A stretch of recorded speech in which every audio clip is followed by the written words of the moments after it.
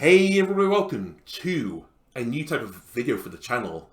I've been long waiting for the Overwatch League to restart again, and it's finally come back on as of last weekend. And I thought, you know what? Let's take a look at some of the games that happened over the weekend, and I'll give you my opinions on it. But this is more like of an opinion of a pleb. It's not like I have coaching experience or, you know, I have a huge, repertoire in the scene. I am just a pleb. I have been calling myself in my videos recently the Bronze Boy, not because I was bronze, but I often finish third in damage, third in healing, and third in eliminations. And that's even if I play like a support, for example, I would probably be third healing. Soldier, you'll probably take it off me, because my aim is atrocious. However, I did peak in Overwatch 1 Diamond, so I'm not a complete pleb. And I thought, you know what, if I watch people better than me, maybe when the game comes out, I can improve my rank and finally climb to Masters for the first time. So this is the first match I want to go over. This was the Florida Mayhem against the Atlanta Reign. The Atlanta Reign finished last season second overall, reached the grand final, but lost, honestly, comprehensively. They've come back with most of their roster, plus a few new rookie additions in Ultraviolet and OG on the support line, notably, and also Nero on DPS. Not a rookie for Nero, more experienced talent. The Florida Mayhem, by what everyone expected last season, had a very disappointing season. And they have a much changed lineup. Checkmate, no longer on tank, he's now on DPS. They have Someone, that's the name of the player, Someone on tank. Hydron, very acclaimed DPS from North America. Animo, who's been around the scene for a long time. And the rookie Sir Majid, the European beast. And if you don't want to be spoiled about how this game goes, you may want to switch off now, because we're going to go through it. The first map took us to Lijiang Tower, the control type map. For those of you who are not familiar with the Overwatch League and you're just watching on a whim, the Overwatch League works in a way that the maps are pre-set up, so there's no map picks. They always choose one of each of their type of maps. They go from control first, where you play basically King of the Hill. You move to a hybrid where you capture an objective, then push another objective. Escort, where you just push an objective all the way to the end. And then their fourth one, and this is a new one released with Overwatch 2. This is Push, where you do a tug of war over a little robot who I've been calling Jeff. And if they're tied after those 4 games, because you can tie hybrid game types, then we go to another control for a tiebreaker. So the games are first to 3, or best to 5, depending on how you want to look at it. And it's always control first. So this map is the control map, Lijiang Tower. The first map that they played on in Lijiang Gardens was Control Center. This is one of my favourite maps. Close quarters, very tight spaces, typically favours Rhine play. And I do love Rhine Brawl playstyles. One of my favourites. Honestly, the European tank in me. European tanks typically enjoy the brawl style, as you'll notice if you watch any of the London games over the weekend. I'm just going to also say, this is a little bit scuffed. So in Overwatch 1 there was a replay viewer, which was very nice for doing stuff like this. And I was like, oh, we could use a replay viewer to do this. Unfortunately, there isn't a replay viewer in Overwatch 2 yet. So I'm going to have to cut off the cast broadcast. So I'm slightly worried about a YouTube video scuffing this up. But it won't, sorry, not YouTube video, YouTube advert scuffing this up. But it won't be as scuffed as the YouTube broadcast was on this day, because it was pretty scuffy in places. I've also reduced the volume considerably so that you can hear me over the game. There you can see some of the scuffed visuals. And we'll wait for the team to get out of the spawn, because sometimes they do some shenanigans. They feign that they're going to play some of the comp, not so the other team, you know, gets confused, just so the viewers ourselves get confused. We're like going, oh, he's going to play Ryan, and it's like, oh no, he switched to Winston. Someone has switched to Winston. We wanted to see some Ryan, but what is quite exciting, and here they go out, right off the bat, you see Hawk on Doomfist. Doomfist has now been moved to the tank role. Very exciting. So this, I think, might have been the first play on the day, or maybe the second, but it's the first consistent play where a tank player plays Doom, not a DPS. The off-tank, or the former off-tank is Atlanta Reign, Hawk, broke out the Doomfist, and he played this pretty much for the entire series, if not the entire series, I think. Just while I'm at it, I've also got this nice little pen image so we can like, oh look, highlight Hawk here is on the tank. For those, again, very new to Overwatch or you've not watched it at a high level, if you want to know what's going on here, Kai is on the Symmetra. They are teleporting their slower members of the team to the closest part of the map. And once she's done the teleportation, she's going to switch to another hero. She's actually going to switch to, I believe, the Reaper, who can cross this gap very fast himself because he has his own teleportation ability. And this just lets you get to the point faster because it's so important to get positioned on the first point. It was crazy important last season. I can't remember what the win percentage was, but if you cap the first point of control, the odds are in your favour of winning the map overall. You get your ult cycles like first because you'll have better positioning. Then your ults come up, the ults make you win fights, and eventually you can snowball a fight or two, which is very good. So a lot of the pro teams will use sim TPs out spawn. Sometimes as well you'll see a Lucio speed boost from the spawn door and switch to Mercy, and then Valk out because they have a movement ability. But here, there's a TP, and then Reaper is going to follow out behind. Then, on top of that, they're running the Genji. Genji in Overwatch 2 has received no buffs. Nothing. Nada. However, he was a mainstay pick for most of the day. The reason being, most of the stuns from Overwatch 1 have been removed or restricted to the tank role, and there's only one tank now. Like, there's Hawk here on the Doomfist, and someone on the Winston, who doesn't even have a CC ability, really, or a true CC ability, like a main stun. However, Ana, she's one of the few lucky people. She's retained her stun in the support line. She has a sleep dart, which is a skill shot. If she hits you with it, she'll put you to sleep. Lucio has a boop, which is not a hard stun, but it's pushing you away. Similarly, Winston, if he dives and someone can give them a little push, and his primal can push people around, but it's not a hard stun, like a hard lockdown.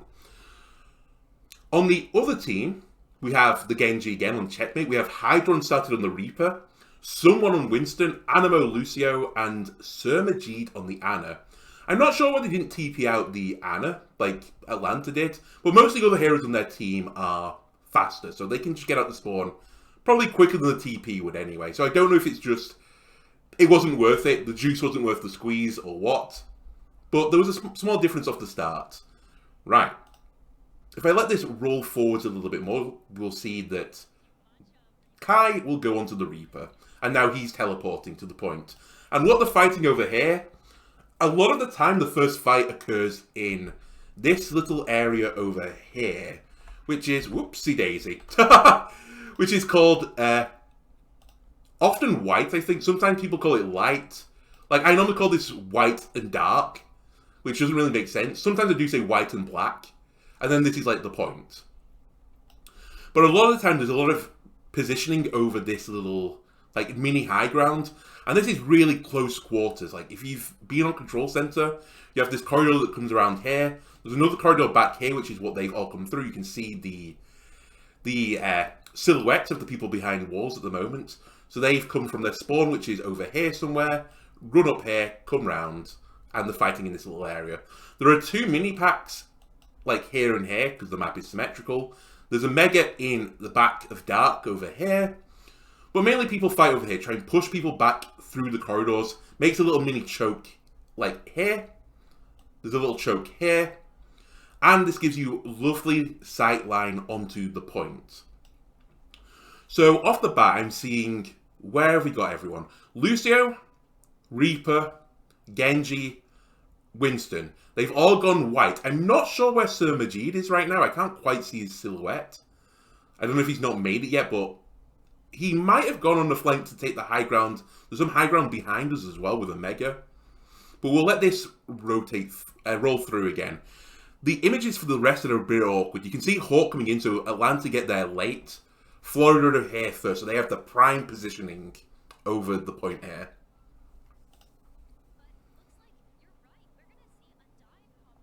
So Winston now is playing the corner.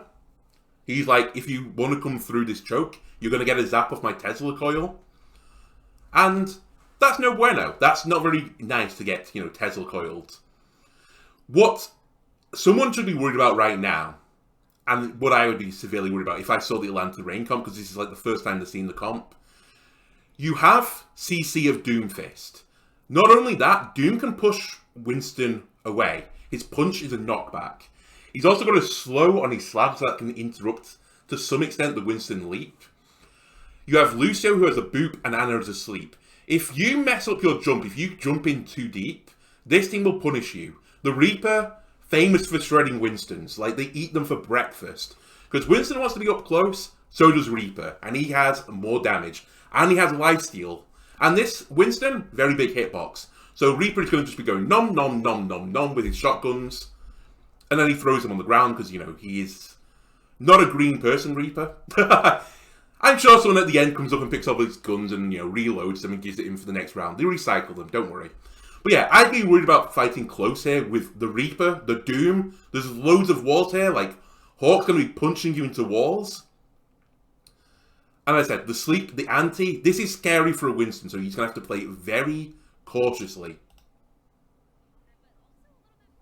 So here's Hawk, he's flanked back around. I guess they came through here, saw that Florida had position, and they were like, no, we're not walking through this choke. We're not doing what you want us to do. I can now see Sir Majid, so he's playing in dark right now. So he's out to the sight line of the Atlanta Rain right now. Very safe position for him, because if you're playing as Atlanta Rain right now, you have Genji, Doom, and Lucio. They can all cross gaps very quickly. They can dive on someone. Reaper can teleport as well, so in theory you have 4 people that can close the gap very quickly. And who do they want to munch on? They probably want to munch on this Ana. If you kill the Ana, the healing of the Florida Mayhem goes down drastically. And as I said, there are so few stuns in the game now. There's no off-tank anymore to peel. So you have to be very, very careful now with your supports. Wrap them in cotton wool. They are the VIPs. Protect them, and you will do well. So you can see already, sorry, we'll let this roll for a little bit in a moment. Animo is near Sir Majid. There's also Reaper. You can just see through the silhouette. He's flanked through dark, and he's hiding. I'm not sure if Florida has spotted him, because I can see that Hydron is making a rotation into dark, and they sort of backed off away from this choke. Yes. So immediately, Kai is spotted, and this is the Florida Mayhem's go button. So they speed through, they have to protect Sir Majid. It's basically, I think at this point, a 5v1. But what's Reaper got? He has a fade ability. So he can just not take damage. He can wrap back round to the right. And then there's a Mega there. And there's a Mini in the connector. So he could be safe here. And what this has done now, because Florida have rushed into dark, is let Atlanta get position. As soon as they pushed on this flank, Atlanta took the space up. They ran in. Hawk is now holding this choke instead. Kai just blasting through a small choke. Genji throwing shurikens through the choke. This is lovely. And then now, if Florida want to get to the point, they have to go through the Rain. What do the Rain want? They want a close quarter fight with the Reaper, the Doomfist, the Genji. Whereas Florida kind of want to do the similar thing. They want to be close, but they want to dive onto the squishy target, kill them first, and then work back through the squad. So, in case you didn't know, Doom's abilities have changed. He no longer has uppercut. It's sort of combined into his slam, because he can do a big arcing slam. A bit like Winston, and when he lands, it slows and does a damage around you. This ability that you just saw there, where he lifts his arm up, I think it's called Power Block or something. I don't know what it's called. It's like a shield for Doomfist. And it's a bit like shooting his Aria Bubble. He gets charged up, and if he hits a certain threshold, his Power Gauntlet glows with electricity, and this means his punch is supercharged. It becomes an AoE punch. He does more damage. It has a huge stun on it. Like, one of the biggest stuns now, honestly, in the game from using it, and it can be lethal. So this is perfect for Hawk, because now they're shooting through the choke. He can power block it, and if he power blocks it, he gets a power punch. He can punch them because they're in close. So this is playing into Atlanta's, honestly, wheelhouse. Someone makes a dive here, and he's booped away by OG. Immediately, Hawk moves around. He's protecting his team. Someone's dive has been ruined. Animo went with the dive. And that was a super charge punch. He hit everyone, I think. And that's a decent chunk damage. But they've had to give up white right now. In the meantime, and I don't know, again, we don't have to replay view, so I'm not exactly sure how this happens. I'm not sure if Hydron teleports behind, because a lot of the Reapers were, I forget what it's called, like Fade Step, where he teleports.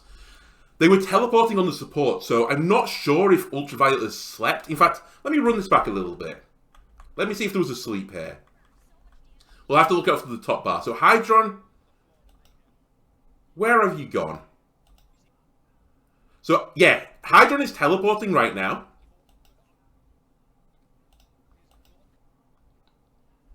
Let me just lower the speed for a second.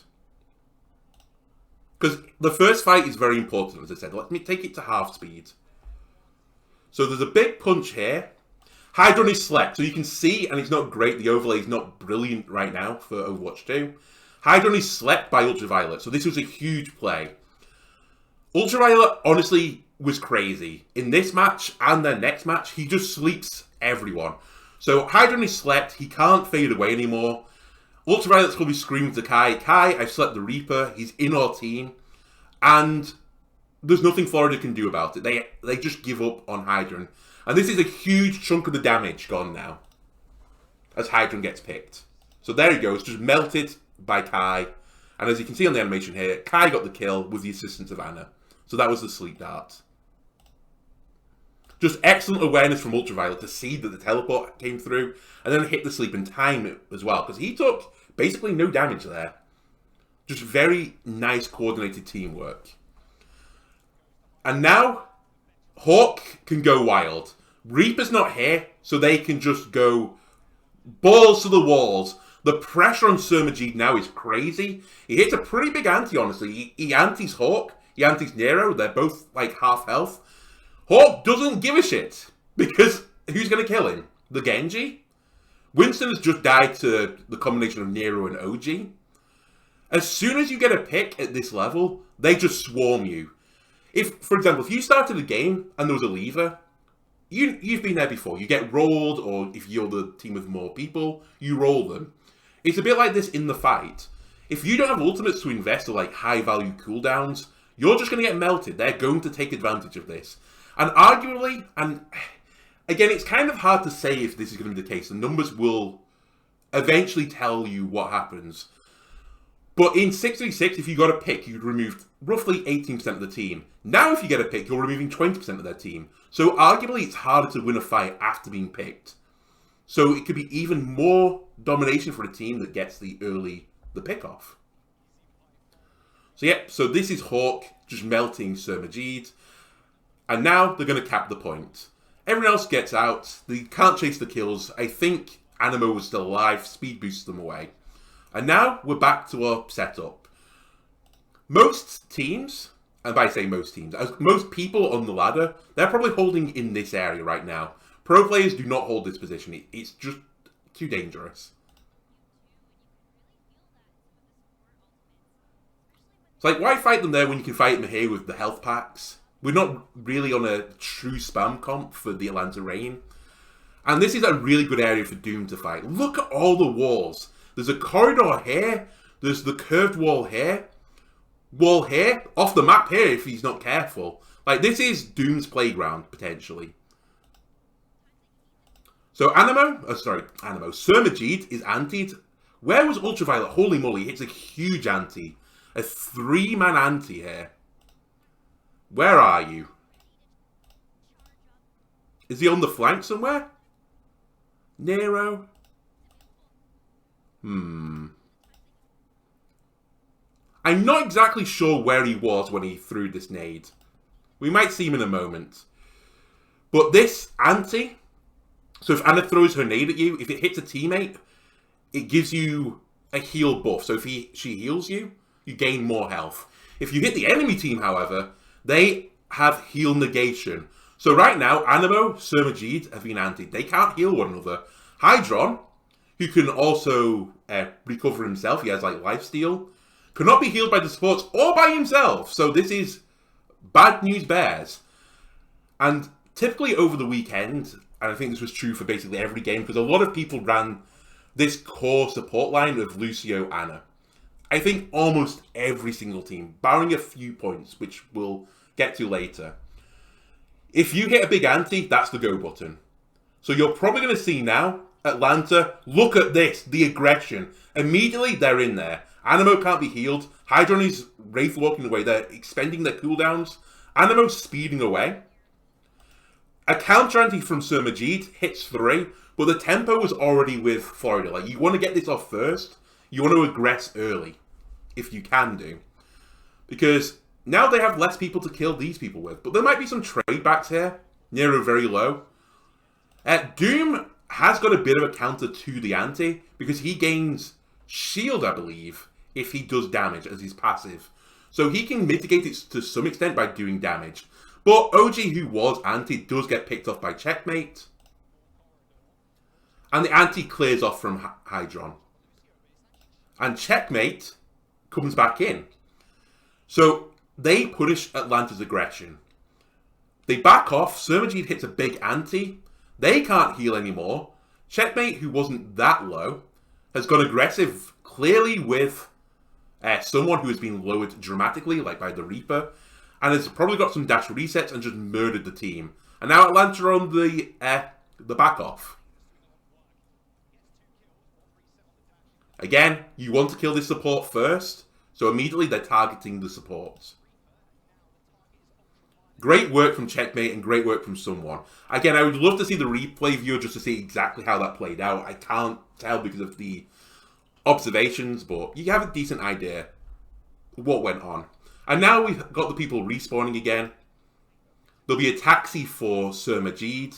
So unlike, again, the ranked games where we'll be all holding this spawn door now, you can see Sir Majid is running back, and I can guarantee you that Animo, unless he's had a call not to, has gone back to make sure that Sir Majid can get back. Also, just in case, you know, I think they did kill both Nero and Kai in the fight, but if someone had come back as a flanker and just gone back through black, they might murder Sir Majid on the respawn, like a spawn kill. But no, they've gone back to the Ana, they're backing off, let them have this space. Very nice. So Hydron is fighting someone in dark right now. It must be Kai because he's also low. And it looks like he got the better of him. So he's pushed Kai back round again. And look at now, Hydron, he's flanking all the way behind. He's going to be able to see where Atlanta go. He'll be feeding this information back to their team. And apparently this was the go button. So Hydron must have TP'd, like, below me. Reaper, Doom, and Genji have all gone into the connector, but the supports haven't. There's been a split off. There's been a call from Hydron, presumably. Maybe someone also saw it. Supports isolated. Drop a bubble in between the team, so they cannot shoot him anymore. They can't help the supports in any way. Ana, if she's split by the bubble from the Lucio, can't heal him. They're just feasting now. Winston, Genji, there'll be a Lucio here in a moment, and Reaper's down here. So this is probably Ultraviolet and OG dead. What I would say as well as the interaction between these two teams is actually quite an interesting and niche interaction. That shield tanks aren't great into Doom Genji because they both have abilities that do damage through shields. Genji can dash, Doom can punch, and he can knock people out of the shields even. So it's not the absolute worst thing to get bubbled off from your tanks. Hawk and Nero could dash through to try and help them, but there's also a physical wall here. So I'm imagining when we unpause this, Ultraviolet is getting melted, but somehow, on the reverse side, so rather than coming back to peel for their team, Hawk, Nero, and Kai have gone, okay, Sir Majid cannot be a part of this dive. We will feast on him. And in fact, the craziest thing of all of this is Ultraviolet and OG, who are down here getting feasted on by their dive, which I think is actually just Checkmate, Hydron, and someone. I think Animo is still back here with Sir Majid. Didn't use the nade for themselves. They threw the nade over at the point. They hit Sir Majid, Animo, and someone, I think, with that. And this was the go button again for Atlanta. Like, if you dive our backline, we'll dive yours.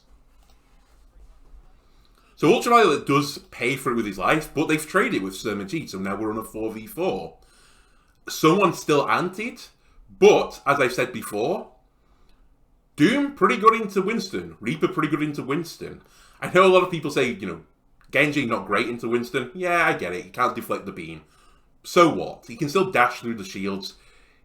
Huge target, good shuriken damage, nice way to build up blades. It's not a bad 4v4 for the Atlanta to take. However, seeing this Florida, they went, okay, we want the capture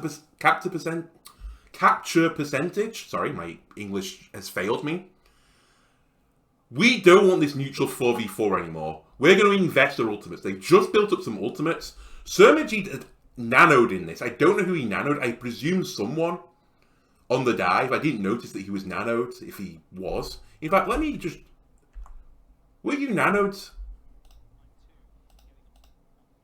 Oh, I've full screened it. That's not the play. No, they nano checkmate. So this was something else which was very interesting in my opinion. And this was a lot of teams did this. I noticed that the LA Glads did this a lot.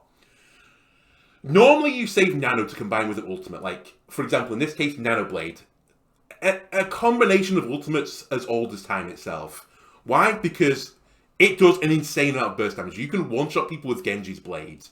He pulls out his Weeb sword, boosts it up with the nano, takes less damage so he's got more survivability, and he just chops through the teams. However, they don't do this in Overwatch 2, or at least in the pro play at the moment. A lot of the nanos went to Genji's without the blade yet, just to build up the blade. Presumably because the blade itself was enough to be a fight-winning ultimate. So rather than using the combination of the two ults, they instead invest one to get the blade and then try and win a fight with the blade. Also, if you put your nano on a Winston, for example, which is another great combo wombo, it gives OG a choice if he had beat. Do I beat the nano Winston or do I have to save it for the blade? Or even for the Reaper. Beyblade? Nano boosted Reaper, that does a lot of damage. So this comp, very nice. It gives you lots of options for your nano target. It's very nice. So again, not only is Ultraviolet and OG right now trying to survive this dive, they're trying to survive into the nano. Ultraviolet nanos someone as well before he dies. And I don't see who. Is this not on the reticule thing? It really should be on this animation pane. Okay, they've nanoed Nero as well, I think. I think I can see the glow of the nano. So they've gone back to Sir Majid, and now they're turning back onto the original dive targets. We've got the 4v4, and at this point, Checkmate goes, nope, this is too close for comfort. I'm going to invest my ultimate to skew this fight into our favour now. Look at the health of the team. Someone in Animo anted. They're like, no risk here. It was a bit unfortunate for him as well that Nero died right in front of him, because I think he was going to go for him for a dash reset. And he had to immediately change his mind on the spot. I think as well they make a little bit of a poor call here. Because at this point, as like this goes on, if you're investing nano, you're investing blade, you've invested 2/5 of your ultimate. You've got a decent chance of winning this fight, but Animo invests the beat as well. And this is now the button for Atlanta Reign to get back to your respawn. Die, fall off the map, or, you know, get out and survive. Florida have invested 3 ults. They've invested nano, they've invested beat, they've invested blade. That's 3 huge ultimates. What do Reign have? We've invested nano. But we're about to get beat. We have Doom ult, we have blade online soon. And Kai, for all it's worth, look at the ult charge from Kai compared to Hydron. Crazy. So yeah, they're all out now.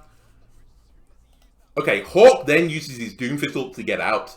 Again, you see this a lot in pro play. The Doomfist ult, you're not likely to get a kill with it unless it's combined with a CC ability like Graviton Surge. Or something like Ryan Shatter. You need something to restrict them in place. Or I guess Anana Sleep would also do. Often, they go balls to the walls, use every cooldown to get in, and then they'll just use their punch to get out. So I guess Hawk had decided to ult. I didn't see exactly when he did it. But he must have thought it was still winnable at that point, so they've invested Doom ult, but it's not a high value ult, unlike, you know, Nano Beat, Blade, Death Blossom. But on the flip side, for all of this, Florida are going to take the lead now. But this is the wonderful thing as well, and I love having Lucio metas. You don't have this big downtime between fights. Immediately, OG's on the respawn. He's speeding the team back again. You get so much more fights. You get so much more value per game. Alright, again, we have a push-down connection.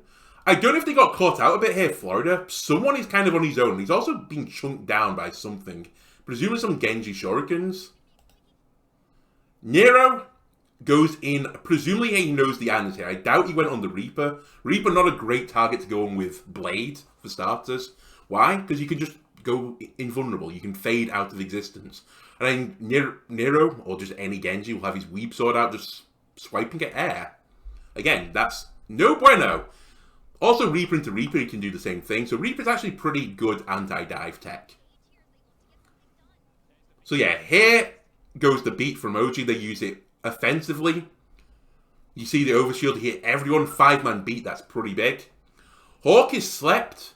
Doesn't matter. Nero is all your damage now. If anything, it's better that Hawk took the sleep so Nero cannot be slept. There's basically no counter now for Florida, other than a boop. So Nero just swings away. And here is the counter Florida come with for the Blade. Someone pops Primal. This is what I like into the interaction between the Florida's comp and the range comp. As I said, Doom's ult is not a huge value ult. It's pretty low value. In fact, maybe the lowest value ultimate in the game. Primal Rage is surprisingly good. Like, you can do insane damage, especially if you're, like a top 20 tank in the world, which these guys all will be. So someone pops his Primal, and he's like, get away, Nero. I'm just going to punch you away. I'm going to kill your support. Ultraviolet on 20 HP. Like, you've killed our Ana, we'll kill your Ana. Like, eye for an eye. So, Ultraviolet goes down to the Animo. Beats Animo and someone, and Hydran, and Checkmate. They've all basically ganged up on this Ana. Nero, over here with his Weeb Stick, doesn't have a dash. But, at least they have point position. This is not a fight one territory, as I said before. We're on a 4v4 again. So Atlanta Reign, like, we want to win the point now. We want to get our capture percentage. We're going to invest more. We're going to invest Death Blossom now. Big Death Blossom. This was a ballsy play from Hydron. If not a poor play, because I pretty certainly gets killed here. Hydron tries to keep the capture percentage. He knows Reaper is ulting. He tries to win again with his own Death Blossom. Remember, Reapers do gain the lifesteal through this ult, so you can actually really shred teams down. And there's not a lot of interruption for this. You've only got the sleep from Ana. Ana's dead. So this is basically free from Hawk. I think he's also dead or asleep. No, he's asleep. He was just slept back here somewhere. So he's probably on the point now. He's the one person capping, I think. So other than Doom Punch, there's nothing going to stop him. Unfortunately, what can stop you is if you're at 40 health. Kai can just click on your head. And that's what happened. So OG does die to the Death Blossom, but Kai has just run amok through your team. We're now on the... I think it's actually a 3v2 at this point. Sermagid has just come back onto the respawn. Hawk, Nero, and Kai, I think, are all here. They're probably at the point right now. This leaves someone and Checkmate. Yeah, so Nero came in. The 2 DPS... Overwhelm, Checkmate. He still nearly picked Nero, so Checkmate did really well. Honestly, I was impressed with Checkmate's Genji. Very, very clean. And now it's just Winston versus the 3 of them. And this is a horrible interaction now for Winston because Reaper shreds you. Kai's lifestealing back. Doesn't matter, the supports aren't here. He will lifesteal. But he lives. Which is fantastic. If you're a tank and you can live... and live on like 100 HP and get back to your supports. Look at the ult charge Sermagid is going to get now. Hawk is also trying to save his ult charge right now. For Ultraviolet as well, presumably. Yeah, you can see now Hawk is getting healed back up by Ultraviolet. He's getting shot. So the supports, the Anas, they're building rapid nanos. And now we're back to a neutral fight. This was the other takeaway. If you've watched Overwatch 1 and want to know what the difference between Overwatch 1 and Overwatch 2 was, there were way more neutral fights, I think, in Overwatch 2. And especially interesting was the first 2 fights. Because normally in Overwatch 1, Overwatch League 1 or whatever you want to call it, The second fight, you would have an ult advantage, and you would press the advantage in the second fight with your ult, and very rarely, if you lost the first fight, would you win the second one. You'd normally then have a chance in the third one, but again, the other team would have ultimates, and realistically, it was probably the fight after that you would then get your ults online, and you could push back again. Here, the first two fights were basically neutral fights. I think the first ult, as I said, was a nano, which is not unsurprising, a single nano used. And now we're back to another neutral fight. There's not a lot of this ult rotation. It's not easy anymore to use 2 ults in one fight, 2 ults in the next, 2 ults in the next, and then back to the first 2 again. There's only 5 players. You have to, invest. And if another team invests 3 ults and you invest 2 and try to skimp and save, you pretty much want the point percentage. At some point, you have to sacrifice your ults for this. But I like these neutral fights. Again, they've isolated Kai. They've seen that he was holding close. Animo's booped him back in. I think Kai is teleporting away. They were hard pushing Sir Majid. So Nero and Kai, look at Kai's health. Kai teleports on less than 20 health and lives. That's crazy. But now, have they committed too much? Answer, possibly not. Immediately, Sir Majid dead. Get back to the spawn room. It's not even just the team's missing on heal. That's hugely bad. Sir Majid is also not accumulating ult charge. And as I said, nano, big ultimate. So now, I think this will be the button for Florida Mayhem to back out. Although they look like they're fighting it. Someone trades back into Nero, but again, someone cannot beat Kai in this area. He gets melted. Then Hydron trades Kai back. But you've lost your main tank, you've lost your main, not your main support, you've lost your main healer. Just again, if you've not watched it before, to distinguish it, often the Lucio player is called the main support and the Ana player is called the flex support. It's kind of an archaic term now, it really just refers to the categories of heroes that pros play. Typically, the main support will play heroes like Lucio, Mercy, and Brick. Very rarely do you have metas where they're played together. Whereas the flex support will pick up every other support. The term, I think, originally came from the flex support used to be able to flex into a different role. But now it's fixed. It's 1 tank, 2 DPS, 2 supports. No flexing between roles anymore. So the flex support is kind of a null name. Really, everything is now. Off tank, main tank doesn't really exist anymore. It's just tank. If you have your tank and a big source of healing in the fight, you have really good sustain. So Hawk, Ultraviolet, and OG, even though they've lost both their DPS, have very good sustain. Which means they can just stay around the point. Keep accumulating percentages, play safe. And these 2 guys, Reaper Genji, they're going to be back fast. Sir Majid back slow. So yeah, on the point now. Very nice. Hawk is just going to stay there. I'm going to keep accumulating charge if you don't mind. But Sir Majid has now respawned. He's respawned faster than these 2. I don't know if he got taxied by Animo as well, just to make sure he gets back. It might have been a soft reset from Florida where they didn't fully back out. They stayed in a little bit. Had a little poke, get a bit of ult charge, get some charge for Sir Majid. And then, initiate the go button again. And they sure as hell initiated the go button here. Hawk dived into their team, which is very bold. They only had 3 players with them, although clearly Kai and Nero have just rejoined the fight as their health is diminishing. Hawk is all alone. Basically the dive has ignored him now. Ultraviolet OG get melted. They can't protect one another. Ultraviolet 99% of the nano, but I suspect he wouldn't have nanoed Lucio. And it's going really nicely for Florida right now. They invested 0 ults, zilch, to win this fight. And it's just clean up now. There was a little bit of a disconnect there. Again, we don't have the timing on it exactly, but Hawk engaged when his team weren't ready there, and they were punished.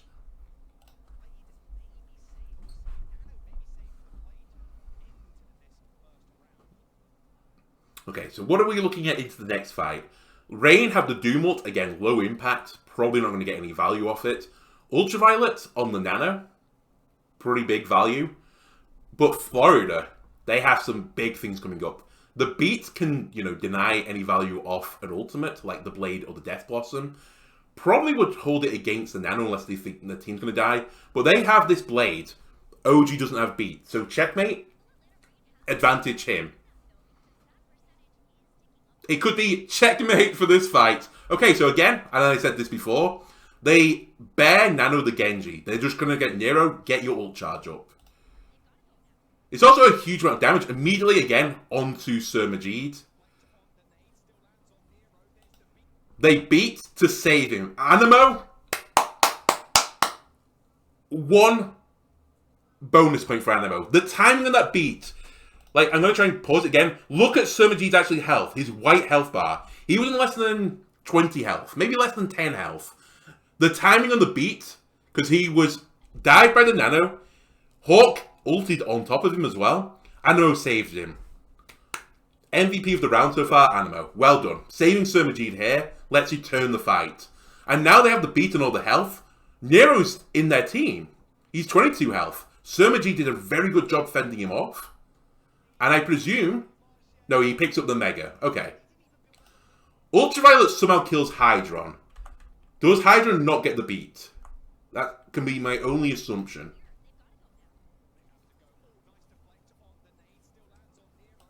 Yes, Hydron misses the beat.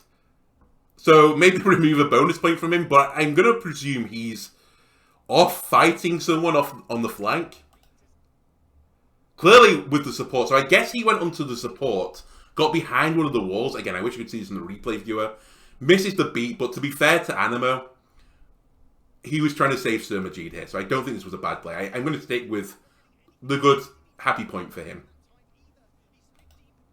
Right, Hawk dies to Sir Majid and Animo.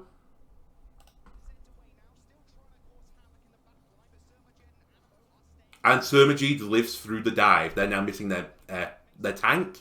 And checkmate goes, I'm going to clean up with the Blade. Look at the percentage now, 92%. Go all in. Invest your ults. Because if you get kills now, Atlanta Rain will not be fighting with these at 100% again, on 99%. This is where you want to just go aggressive, pick up the kills. You stop them having a 5v5, and things are just looking rosy for Florida. Nero just gets his Blade. Kai's just off his Death Blossom, but someone's primaling them away. Hawk somehow, I guess he goes through the flank through Dark, because he dies early.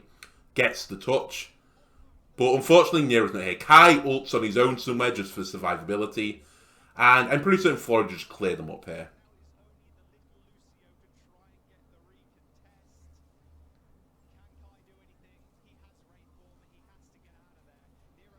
Yeah, Hydron gets the Death Blossom. Nero has a big sad time. And Hydron also has a big sad time because he gets slept. I think it's a sleep off a deflected Nero. I think Sir Majid actually sleeps him. But it doesn't matter. They win the first round. Right, where do we get to the second one? It's pretty much immediate. Yeah, we'll just let this play through then to go to the second one. But so far, so good for Florida. Things are looking rosy. They're playing this Winston comp very well. Like, they're picking and choosing their engages very well. And you have to start asking questions over the Hawk Doom right now. Like, he's not a hero, Hawk is renowned for. He's only been able to play this version of Doom, or this iteration of Doom, for a month on the beta patch with no ranked mode. Just scrim time. Like, that's, a lot to ask. Right, we'll pause it again now. Get out my lovely pen. And show you what's in my start menu. Okay, give me the red pen for a change. We have a little change. Reaper, not as good on this map. Not as close quarters. Big open area here. So, the comps are the same, but Kai moves over to the Soldier. And Hydron, likewise, moves over to the Soldier. Otherwise, it's the same comp as the last round. Soldier in this version of Overwatch 2 is insane. Probably the strongest DPS in the game right now. I know he wasn't played in the first map, but he was played basically everywhere else. Like, by every single team. The one, I say the one. One of the three core things for the comps. Basically, everyone ran Lucio, everyone ran Ana, and most teams ran Soldiers. I guess it wasn't as set in as the Lucio, who was basically 100% picked. Ana was close to 100. Soldier, yeah, sometimes went out a little bit. And then there was a bit of a discrepancy between teams running Winston and those running Doom. And then there was London, who were just playing Ryan Rush. But yeah, it's basically the same things as before. They're going to fight over position early on. Straight away, this is a nice view. This is the view I like to see. We have Florida have pushed inside. In fact, why did I get my pen out? Why did I put it away? We can use it again. Florida, they're pushing into this room. There's a Mega here, but this is a closed quarter space. Lucio Genji of Atlanta Reign have flanked around. Soldier, Kai, has stayed main with Ultraviolet. So the supports, they're pretty far apart right now, and I assume they're going to get further. And Hawk is just watching this choke, this little doorway from where they come in. And they're trying to set up a crossfire. You're going to have the Lucio Genji throwing shurikens this way. Soldier's going to be blasting them from this way, and Doom is just in the door, blowing his load and punching people. And Ana will also be like trying to throw nades into this room as well. This is just going to be pain for them. So why would Florida go this way? I'm actually not 100% certain. This is where, again, my little brain starts to struggle. I assume it's so that they have advantage on the Mega. It gives them a little bit of an extra, health kick. But I'm kind of surprised that they ran this comp, knowing that Hawk was probably going to be on Doom. It might have been a misread, because Doom loves this. There's a fucking wall here. He's just going to punch your entire team into that wall. He's going to click you, and you're going to die. And you have to get out of this into a lot of spam. To counter this, you probably want to get on these two. Lex is going to help the Ana, obviously. But you want to get on this Ana as quickly as possible while the Lucio, he's doing his own thing with the Genji. Strangely as well, that Sir Majid is a bit late. I'm not sure why he was late. Maybe it's a set strat. Maybe they've seen something. Or it might just be that he's trying to stay away from the doorway. And maybe checking for a flank all the way behind. But yeah, we can see now that Nero has set up a crossfire. Kai can aim this way. And Florida are coming all the way around. So I think this was the play. I see now. I should have just let the video speak for itself. I think their plan was to go all the way back round and feast on Ultraviolet. I don't know if this again is a set play from the pros that the Lucio separates off from the Ana, but they must have some idea that, she's solo. They have the Lucio speed, they're going for it. They're engaging fast all the way around. They can pick up the pack here, there's a pack over here as well. However, upon crossing this doorway, look at the Florida's health. Animo got antied, Checkmate got antied, Hydron is maybe 30 health. They're going to have to stop, because they can't go out again, which will give OG time to come back to Ultraviolet and time for Ultraviolet to rotate if he needs to. But yeah, they have to hold here. And there's another door here, so it's really painful for them. I think maybe they were going to come out this door and dive. Ultraviolet has just popped back again. And this is just the room of misery now for Florida.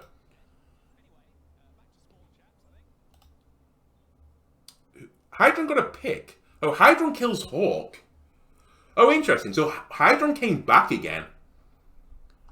And Hawk presumably was stood here and just got caught out a little bit. Animo killed OG. So even though they're in what will look like a pretty bad situation, possibly a bit of carry from Hydron, a little bit of an individuality play, has made up for this.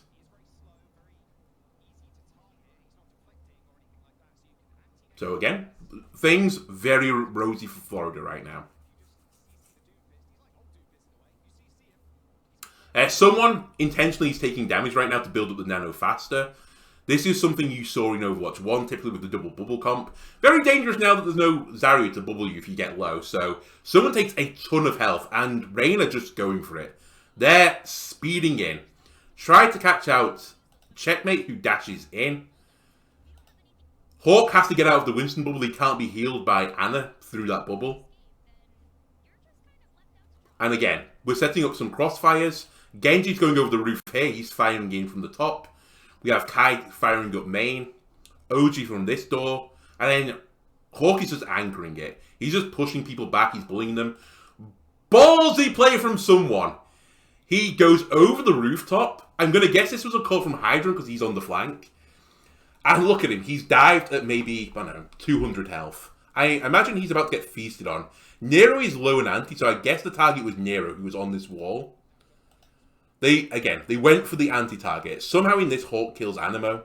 Someone has killed OG, who maybe was antied as well. But yeah, they trade out someone. Hydron trades out Kai. But now, it's 3v2. Hawk kills both supports. That's crazy. That's a big deadlift moment for Hawk.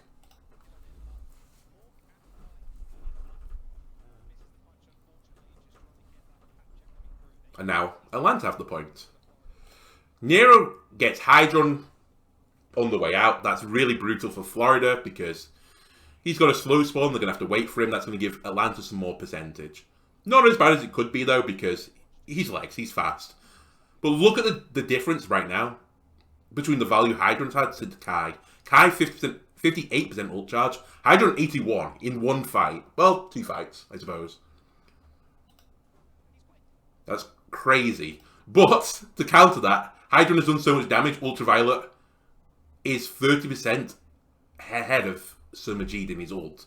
So this might be unexpected for Florida, that they're about to, go into a nano. Anatmo is nowhere near the beat. Someone not that close to the primal, and Checkmate not that close to the blade.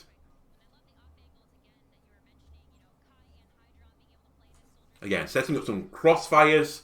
We have someone here just pew-pewing away with the right click, the new right click on Winston. They're coming round here again. Hydron holds back a little bit. He holds back with Sir Majid. But look at Checkmate's health. Holy health bar, Checkmate.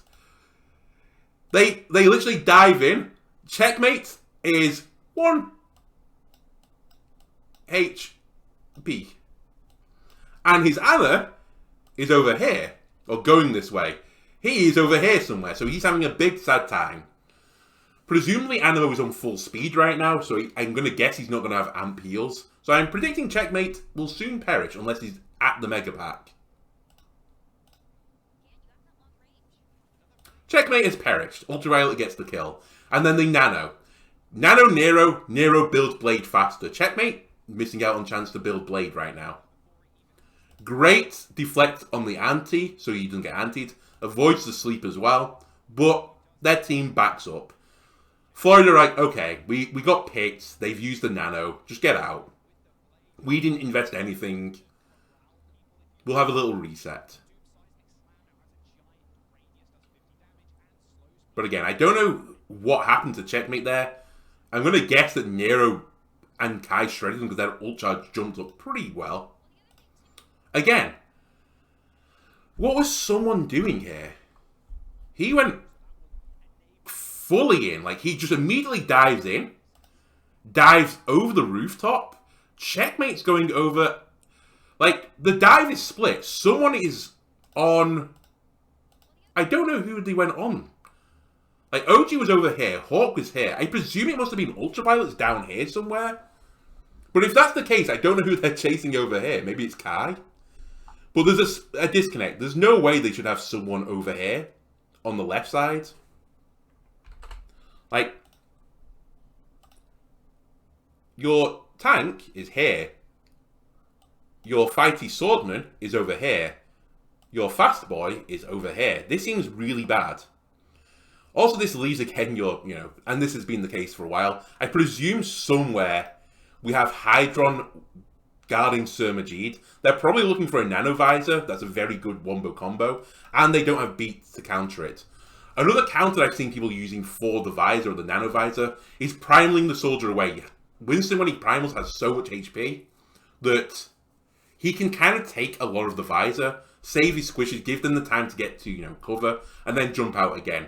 Rain don't have that luxury. They have Doomfist. He can power block to reduce the damage, but it's still going to hurt him a lot, trying to stop a nano visor. And he's got a lower HP pool than Winston when he dives. So when he dives out, he might get picked anyway. So this could be really interesting. This might be a fight where someone gets picked, and then Hydron and Surmagid clutch it with the Nano Visor. But yeah, Checkmate is on his own. Now, Checkmate is coming over the rooftop. Animo is coming back round. And here comes the Nano Visor. So they invest in the Nano Visor. Look at Hawk's health. It's gone. He ults to get away from it. So this might have been a really pog play from Hawk again. We will never see the footage because there's no replay viewer. But if Hawk power blocked that for a little bit and then took the damage and then ulted out, so he's going to ult on a Mega Pack, presumably now, he's possibly saved some member of his team. Like, Hydron is now looking for people. It's like, oh, where are they? It's like, I was just shooting the Doom and he's gone. So they've used 2 ultimates and Hawk countered it with 1. That is Chef Kiss. Chef Kiss Atlanta Reign there. Very, very smart play. And someone is anted during this, so I guess he did go for the Ultraviolet. Ultraviolet dies to the dive, so they've got their target. But someone who was in deep, did he not have his primal?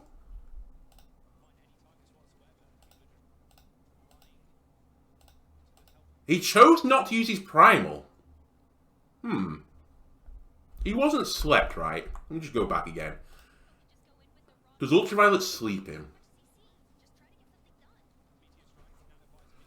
The other nice thing about this combo, even though, again, I didn't get much value from the ultimate, this has pushed people away. Checkmate is over here, so I presume that Ultraviolet had to hide back around here, so they're just collapsing on them now. The Nanovisor created all this space for their team, scattered them around, and Rain can't help them anymore. So yeah, Ultraviolet goes low. Checkmate gets nanoed. Someone isn't slept. He just doesn't use Primal. So they must be confident they're going to win it, or like pretty happy they didn't have to invest the Primal. Or they have got a set play where they've decided that they're saving the Primal, as I said, maybe for the Nano Visor, or the Visor. Because they've already used their Nano. But this is a little bit spicy. Like, it's a 4v4.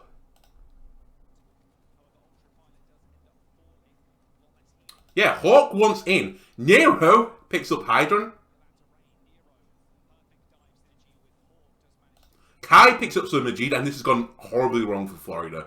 They've invested 2 big ultimates, and they got nothing out of it.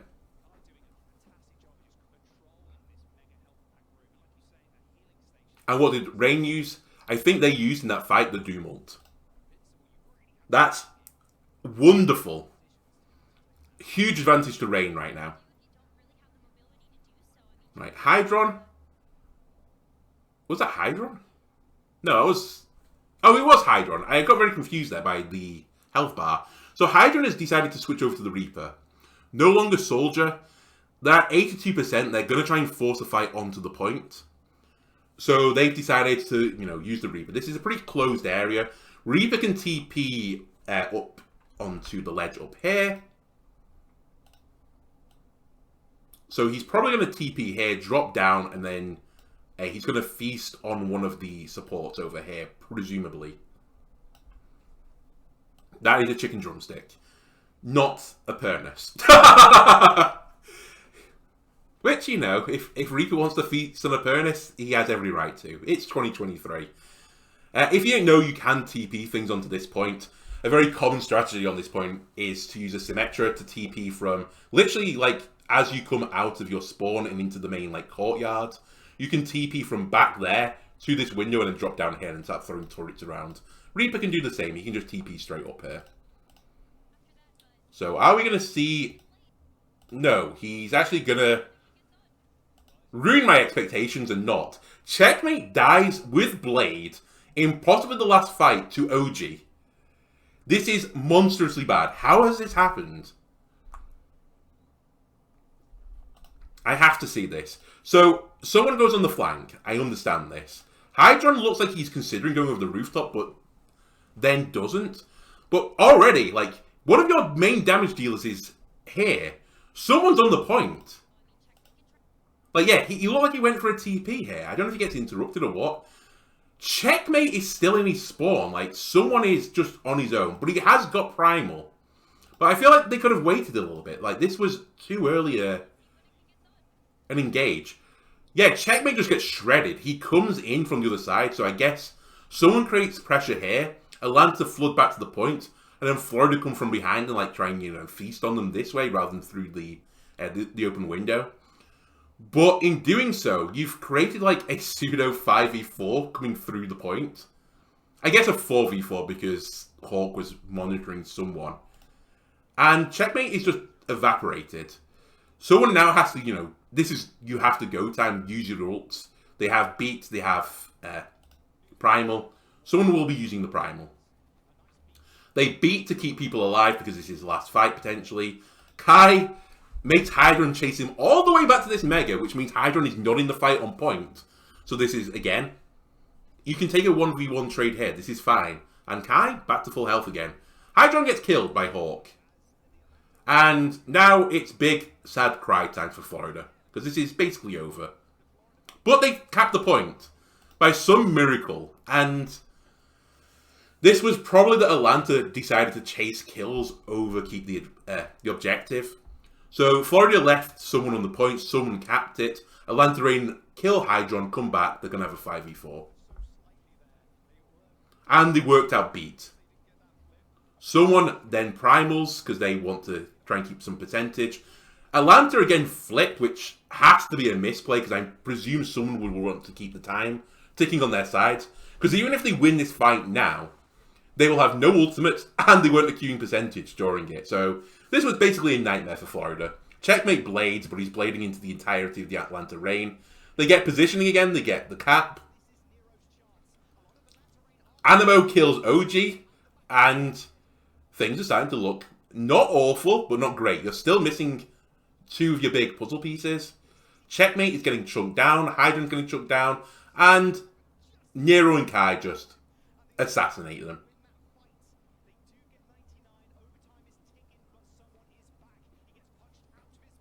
And this is over now. This is a one fight. Nano, Soldier, huge damage. Very nice. This is 1-1 again on the control point. If people are not aware of the control point set out, there are 3 control point maps, or rounds per map, and it is the best of 3. So it's the first 1 to 2. So this is the final one. This is Gardens. Lovely map. I enjoyed this one. Dive, typically okay here. There's a lot of different comps good here. I love Lijiang, honestly. Dare I say it by heresy, I might prefer Lijiang to King's Row. I've been umming and ahhing it. They're my 2 favourite maps, by far. But honestly, the difference in maps between Control Center to this one, Gardens, which is a bit more open, or Night Market, the previous one, which is actually now a day market. Like, the contrasting styles you can play between the 3 maps, I really like it. I think it was great design, this map.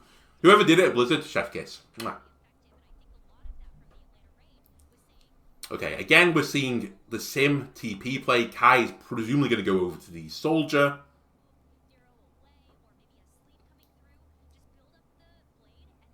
Yeah, you see the TP here. TPs, and then the legs gets on. The Jog Champ gets out there and gets a sprint on.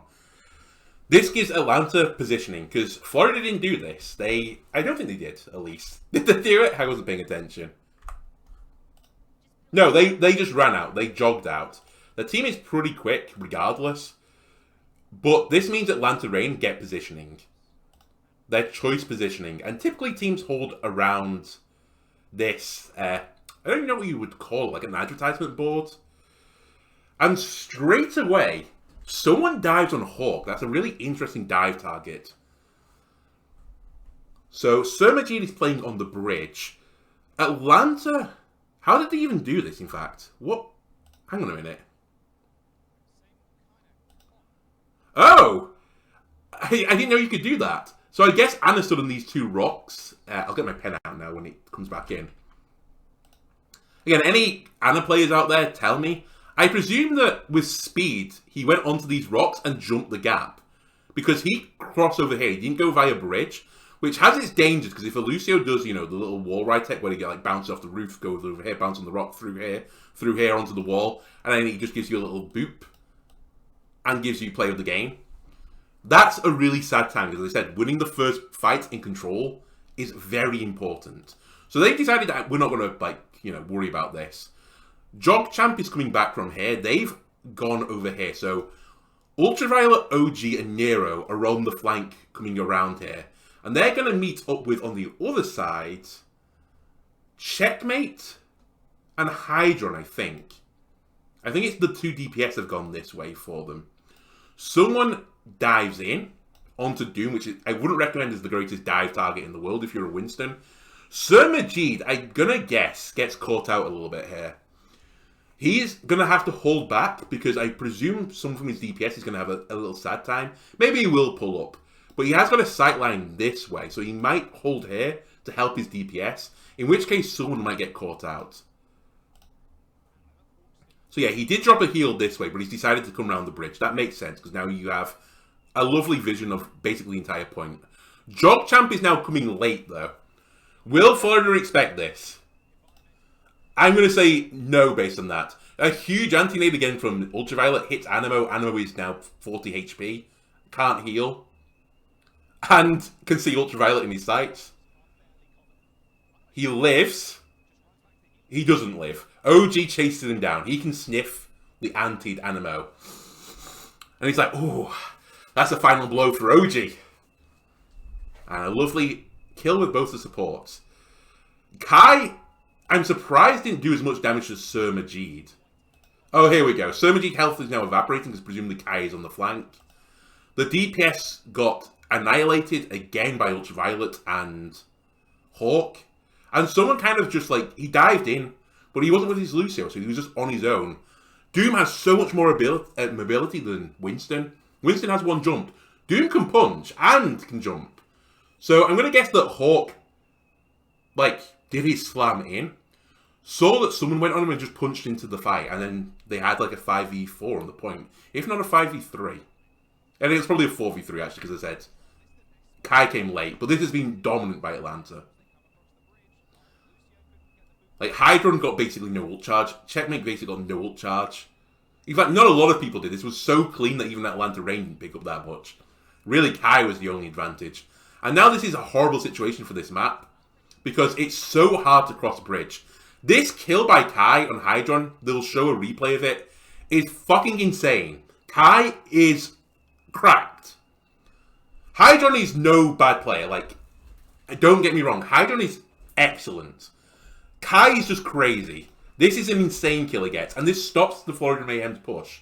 This is free ult charge for no ultimate. He uses primary fire and a right click. A cooldown, basically. That is huge value. And the tracking on this guy. So here's the replay, the show of it. He sees that he's coming out here, predicts the Helix rocket, and then peppers him down. Oh my god. Oh, so good.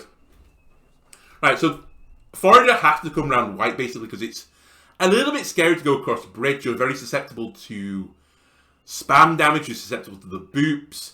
Doom can boop you, like he could just fly over and punch you off the bridge. Lucio can boop you. You can get spammed out by the soldier and anti-nades. There's not a lot of cover if you have to go back. So a lot of teams, when they push back in, go via white, unless you're playing a truly aggressive dive, in which case sometimes teams will go across the bridge. Or they'll split, like some people will jump the gap, and like your tank will go over the bridge. But they've all decided to go through here, which is unfortunate, because now you're playing into the wheelhouse again of the Atlanta Rain.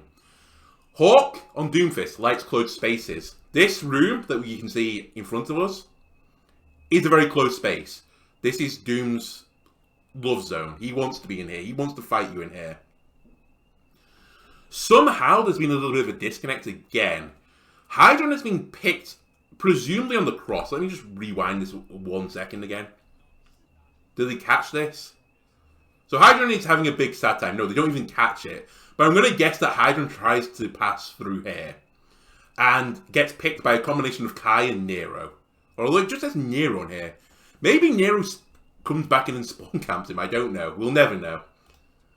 But this is a bad situation for Florida now, because someone is engaged. They can't back out. Or they can, but they'd have to leave someone and he would just die.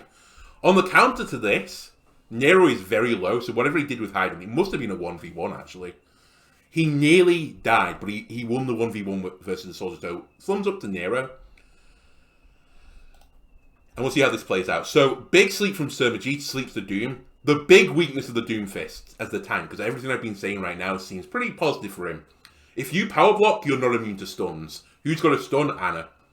So if you just sit there and, putting your arm in front of you, trying to charge up, if she sleeps you, you've had a bad time. Especially if you've engaged with like 2 cooldowns, if you've punched then slammed, and you get slept in your power block, you're dead. Because you have no movement abilities. If you have no movement abilities on Doom, you die. He is fairly squishy as tanks go. He really wants to brawl and just keep fighting and go out of control. He wants a bit of a longer engage. But you can't necessarily have that. And I say he wants a long engage. If you can have a fast, immediately kill, that's great. But he just wants to brawl in the room with some people and just keep accumulating shields. That's what makes him very happy. Rather than, I guess, the length of the fight. I suppose he doesn't really want a long fight. That might have been a bit of a mistell. But anyway, Sermagit sleeps him. They're still down a play, but they've at least made a pseudo, 4v4 for the time being until, Hawk wakes up from his nap time.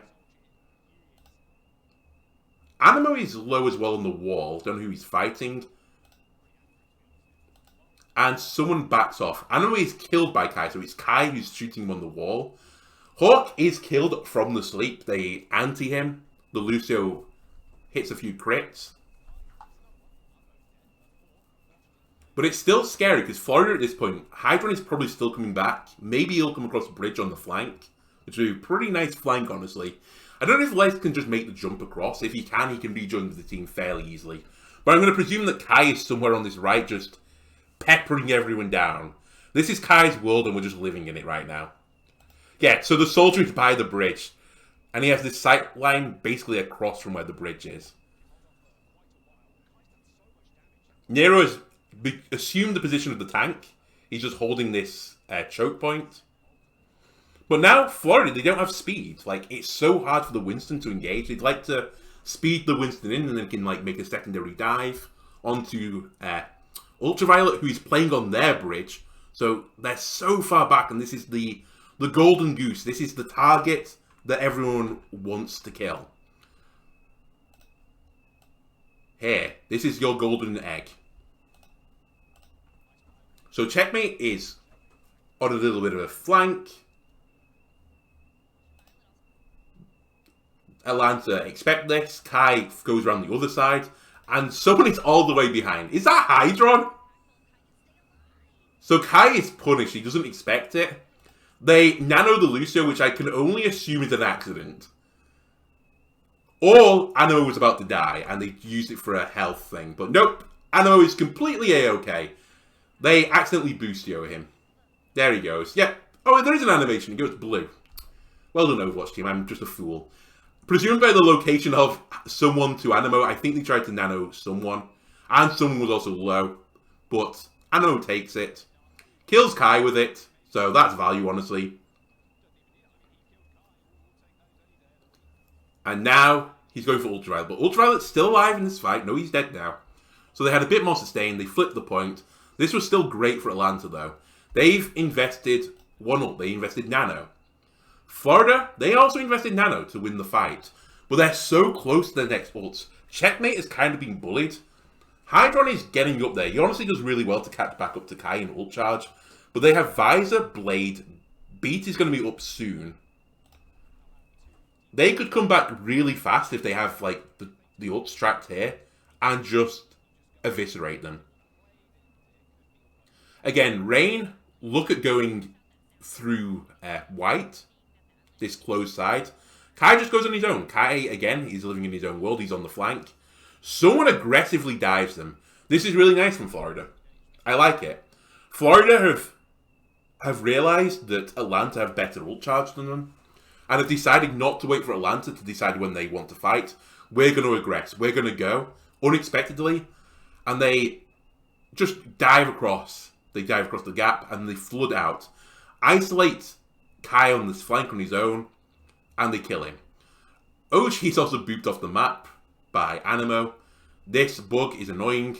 OG is on Rain, not on Florida. Ignore that. If someone gets booped off for an environmental, it shows the opposite team's colour for some reason. But Hydron, He's going to get his visor, just cleaning up. Hawk goes in, and this was very good fight from Florida. Great team calling, honestly. Whoever's calling for the team, I don't know if it's someone calling the dive. That was excellent. Potentially round winning. So Rain now have got 4 ults. Florida are about to get to 4 ults. Checkmate's very close to the blade. The ult advantage is gone now. And honestly, soon Florida, they're going to be in charge of the points and in the lead. So Kai visors very early. Hawk ults. Florida counter visor, they beat. And basically nothing happens. They trade the ults. Nero goes for his blade. But doesn't get any value from it. And now Checkmate is free. They've worked out all of Rain's ults. They didn't get any value off them. And Checkmate cleans up. I want to just go back again onto this fight. I just want to see how Nero doesn't get value here. Because they beat Nero's blade.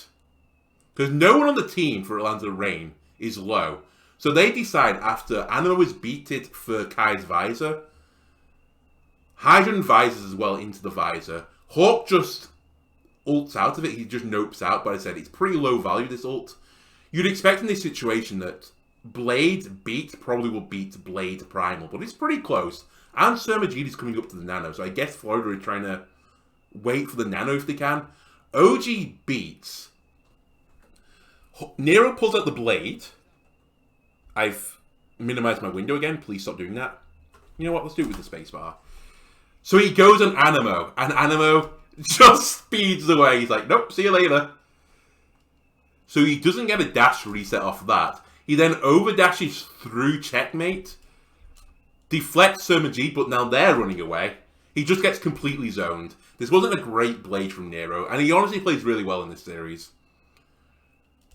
But it's just a bit unfortunate. He really needed to get on top of Surmajid there. Kill him before he gets his Nano. But not killing Animo was just... It was brutal. Checkmate comes out. What's his target? Ultraviolet. Kill him. That's Atlanta Rain sustain gone. Hawk is anted. Hawk is going to die. And now, Rain have got one more fight. It's going to be a triple fight. And they have no ultimates. And Florida have a Nano. But they have the positioning as well. Nero goes Tracer, I guess, for touch. Also, Pulse Bomb builds pretty quickly. You could build a Pulse Bomb in a fight.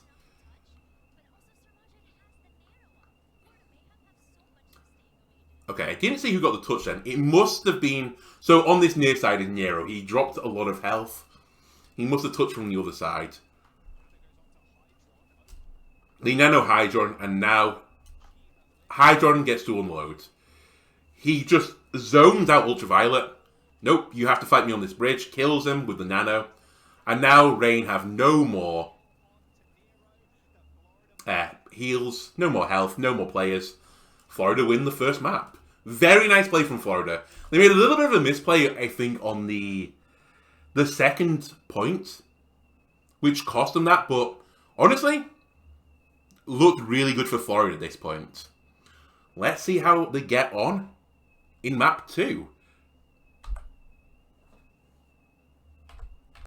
The second map takes us to Eichenwalde, the hybrid map, which, again, I've said this about the previous one, very good map. I like it. It's up there in my tiers. Not as high as, Lijiang or King's Row, but there's a lot of styles on it, and I like the maps that make you switch, potentially, comps between points. That's very nice.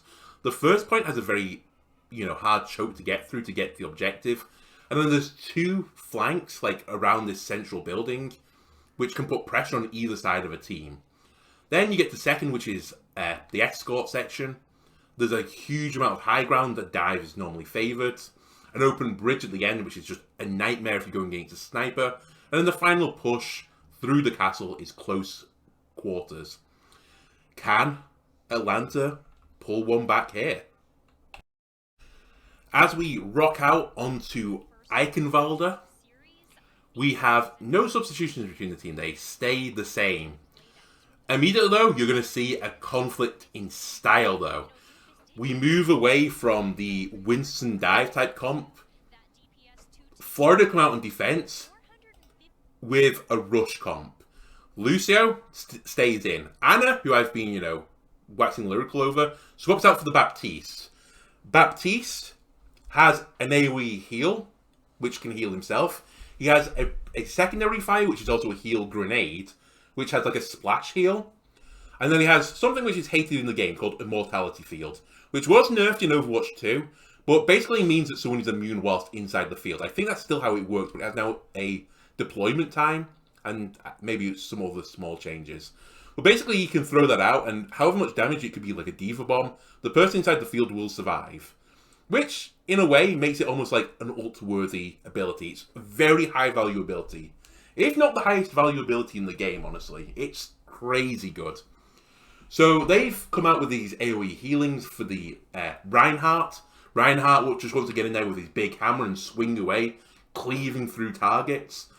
Mei has been changed as well into Overwatch 2. She no longer freezes target with a primary fire, but it does a lot of damage and pierces. So between them, they can cleave through a group of players very well. And then Hydron is honestly there just for some tick damage, honestly. I say tick.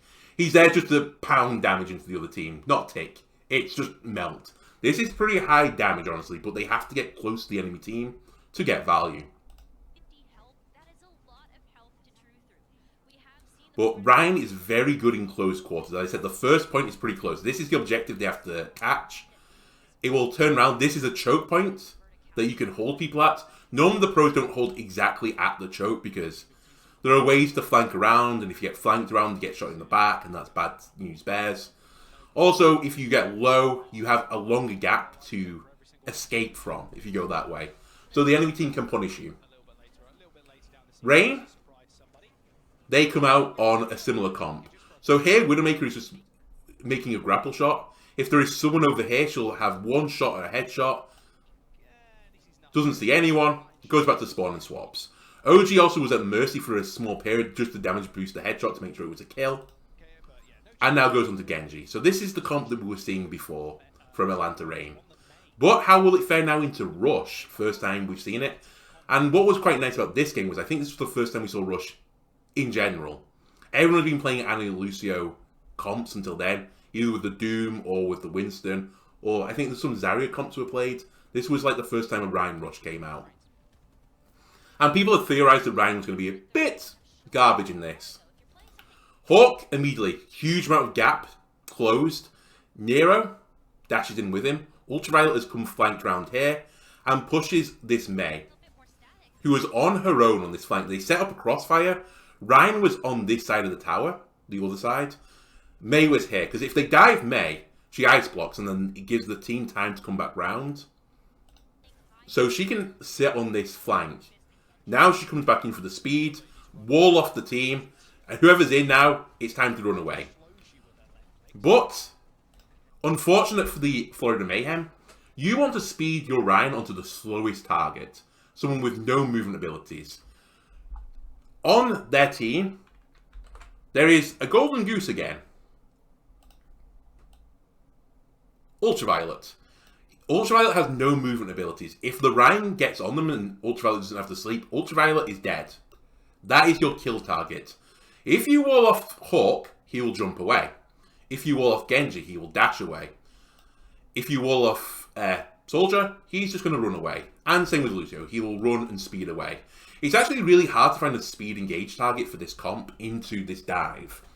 Really, the only shot is to Anna, so they probably want to wall off the Anna, or wall off the Doom after he's leapt. If he leaps in, he can only punch out, and assuming you don't do like a diag punch off a surface, which Hawk might not have the tech for to escape, Hawk will be walled out from his team. The healers cannot shoot him, because there's an object in the way, and Hawk is toast. There you go. So I think these are the two targets they're really going for.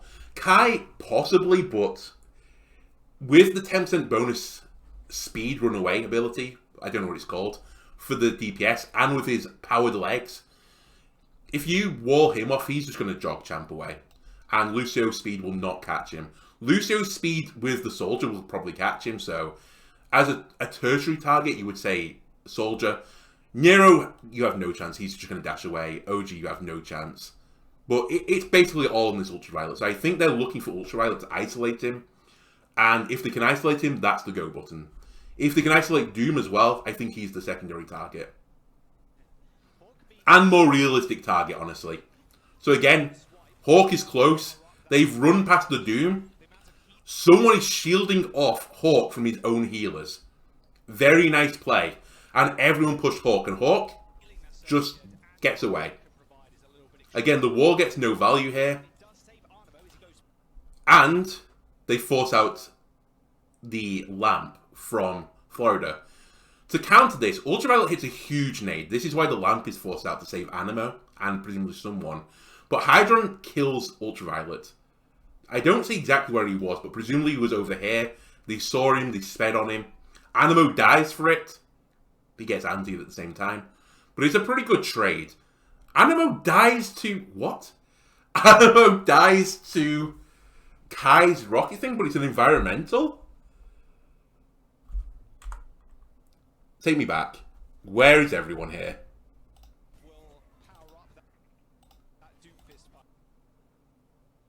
So Ultraviolet is here. I think. This is Ultraviolet, right? So they flanked all the way around and they're waiting for them to come back. And I think this is a sneak nade. Like, they want them to walk back to the point and Anna just throws a sneaky nade behind the Rhine shield. Hit the entire team because they're going to be grouped together.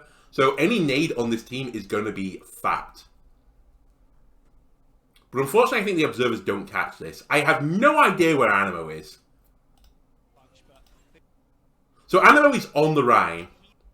They pinged the Anna so they see this. The Ultraviolet is setting up for something. And I think this initiates their go button. Actually, Sir Majid lamps really early.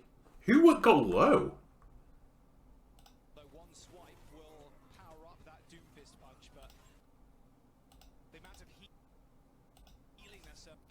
Yeah, this is a misplay. Sir Majid has misplayed this, I think.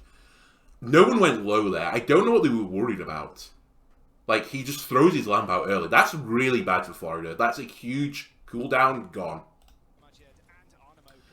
So Ultraviolet can't get away. They speed through onto Ultraviolet because they were on point. Get killed by Hydron. I'm going to presume that Animo is going to go this way. Oh no, wait, hang on a minute. He died to the Kai right click. I'm confused. Maybe I paused it at the worst possible time. I think I did. He didn't get an environmental kill. Kai just kills him with the right click. But I guess the animation, I paused it at the perfectly bad time. So to counter this, they push around. And then, like a little, you know, a little childhood game, Kai flanks all the way back round to where they were and starts shooting their supports in the back. Sir Majid no longer has the lamp. He's used it. Hawk gets the kill there. Mayhem have lost the supports. It's defense over. They have to give the objective to Atlanta. But 3 people live, including the... I don't know, 2 people have lived. Animo is respawned, right? Yeah, so Animo's going to speed them back. I presume they don't touch.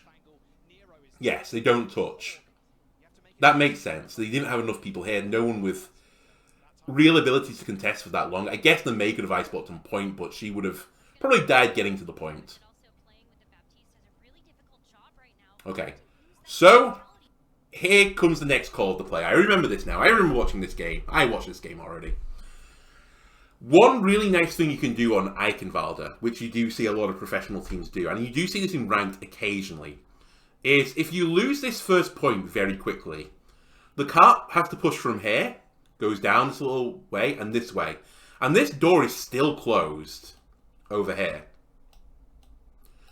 When the cart gets to a roundabout like this position, the door slowly opens, and then the cart can come back round here and eventually, you know, make its way to the second point. If you get a fight here instead, you can fight before the door opens, in which case you will get basically an extra 5 to the second. It's a huge advantage. And the other thing is this area pretty closed. Ryan likes to fight in closed spaces. May likes to fight in closed spaces. She can wall these doors. She can put a wall across here. That's a horrible place. This is the death zone. This is a horrible place for Atlanta to fight in. They don't want to fight close here. That's big sad times. I think what happens, unfortunately, for them, though, and it still is a good play. So, Heinen goes around on his own flank to put some pressure, crossfire into the team, whilst the other 4 go through main to stop the payload, ideally before the doors open. If I remember rightly, the door gets open, though. I think they mistime it very slightly. Hydron's okay on his own. He can just run back to the pack over here. He can heal station himself as well, although he's already used his heal station, so he's going to have to get healed by, presumably, Sir Majid, who's about to get his window ultimate, which damage boosts any projectile coming through it. So, do they stop it? No, I think they have stopped it before the door opens. No, they haven't. So the door has just opened. I think they've mistimed this very slightly. It's still worth fighting here for them. They can still get 3 fights in this point, speeding back again. You don't have to wait for them to come through this door, ladies and gentlemen. Fight them here. I know their spawn is literally here, but who cares? If they have to ult to get out their spawn, GG, that's a good win for you. Hydron gets a bit less value here, but the window is huge for them. Because the door has opened, Florida have decided they're going to back off. Hawk has gone all the way behind them. And Florida are like, we don't really like that Hawk's behind us, punching us into this closed space because Doom also likes closed quarters. But yeah, as you can see, their spawn is here. They've pushed them back into their spawn. But now, the sadness has happened. Kai's beat Hydron in the 1v1, which was probably actually a 5v1. All the damage from Florida is gone now. They can't really make a crossfire anymore. This means Kai is just free to shoot someone's shield, and it's going to melt. So this will be the back off from Florida, I think. Nope, they're going to go close. They're just going to die. So they flank back in. They kind of bait them, they're going to run away. Speed boost back round. They're looking for some juicy supports behind them. They found Ultraviolet. OG beats to save him. Florida, they invest Blizzard, so they get Blizzard out of this as well. Freeze is Ultraviolet. Ultraviolet dies. They've killed the Golden Goose.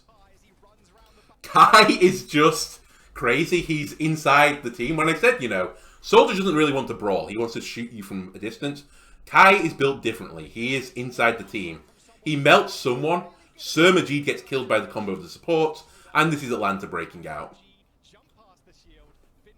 Time to run away. But still, that's burnt off. They lost an early fight, honestly. I hate that it's black on red. So I think this was 250, it says on the timer. 350. 350, there we go. It's coming into focus. They burnt like 40 seconds off there. They used 1 ultimate, Rain used 2. No, they've used 2 ultimates. Never mind, they went 2 and 2. Actually, they went 2 and 3. I missed a lot of this. Hydron and Kai popped their visors as well. So that's still not bad. Time, you did get the ult advantage. And what are you going to be happy for coming up? What nice ultimate is coming up? Well, Big Daddy Ryan has got his Big Daddy Shatter. There are no shields. 0. Nada. What is going to block the Shatter? Exactly. It's free. Their hope right now for Atlanta is they're probably going to play fairly split so that not everyone is shattered by it. They don't have beat to save anymore. A possible counter is if everyone gets shattered but Nero. Nero could blade back into the team to stop Florida regressing onto the slam. But Anno can then beat that. But it would still be a pretty good trade. If they can get the beat and the shatter for just the blade, you would take it. I remember what happens here. You're about to witness the birth of a Chad. Just to be able to kite around some of the Florida Mayhem and be able to get those final blows. Really good stuff coming out. So again, this team, close quarters, they want to fight in this castle. This is the close quarter part. So they get onto the castle immediately. Here is someone watching for his shatter. Kai is in his own world again. Soldier has some good sustain for himself. He has his own health pack. He is flanked all the way behind them. The payload is, still on the other side of this archway. And he's shooting Florida in the back. Which is very annoying if you're Reinhardt. So Kai is now literally going back to Florida's spawn doors. But what are they going to do about it? They can't speed on him. The only hope they've got is Checkmate right-clicks them, or Hydron wins a 1v1. So again, he's flanking round. Oh! Someone, the Giga Chad. He just drops down the stairs and crumples OG. It's beautiful. I think it shows a replay. And now, they don't have speed, which is wonderful. If you kill the enemy Lucio, what happens with Rush is now we have speed. You can't get away anymore because we're faster than you. So Anima will be on permanent speed now. Someone will be swinging in. The slight disadvantage they've just had is Sermaged is being picked by Hawk. That's a very nice pick to counter it. So Atlanta might still win this. So Kai flanked all the way around and now he's just running away from someone. Hydron kills Nero but dies himself to Kai. And then they kill Hawk. So this is good enough for Florida. Anno can go and pick Sermaged up. Hydron will just run back himself. He's a jog champ. There we go. Back to a 5. Or near at 5. And now this is horrible for Atlanta. Everyone's been here on Eichenwalder. You get stopped like in this lower section. This high ground, someone's got a shield. This means Hydron is going to be fighting Kai. But Kai doesn't have a shield to protect him. So Hydron can just freely, you know, just flick away. The May can right click as well. And if you come through here, May can wall you off and you have no choice and you have to go forwards. Or die. That is your second choice. So Hydron's just peppering away at someone's shield right now. Sorry, Kai's peppering at someone's shield. They go inside. They rush inside. They don't want to be, you know, in this open area anymore. Like, this is the kill zone. Like, here, here, here. The high ground was up here. They're just raining bullets down on you. So the next obvious thing, you can either go all the way through here, which leads you outside again, and there's another kill box. Or, and this is what most teams do, you rush inside castle. Because you're protected now, you're underneath them. As soon as, I presume, OG speeds them through here, look at what Mayhem are doing. May, Lucio, Bap, Ryan, this 4, the quad comp, are speeding inside. They're hungry, they want to feast. These are squishy heroes that have gone inside. May is going to pierce through them all, there's no shields to block her primary fire. Majid gets more value in close quarters, he has a splash heal. And then I presume Hydron is going to come around a different side, or he stayed on the high ground, to offer a different angle, probably through either here, or he might eventually come back around here, or he might come back in and be at the top of the stairs. But basically, Florida have become the meat crusher. They're the meat grinder, and you're going to have to go through them. So again, they are trying to get onto Ultraviolet. Ultraviolet cannot get away easily. OG is speeding Ultraviolet away as fast as possible. Sermaged lamps very early again. I understand this one a little bit more. He is anti that he's half health.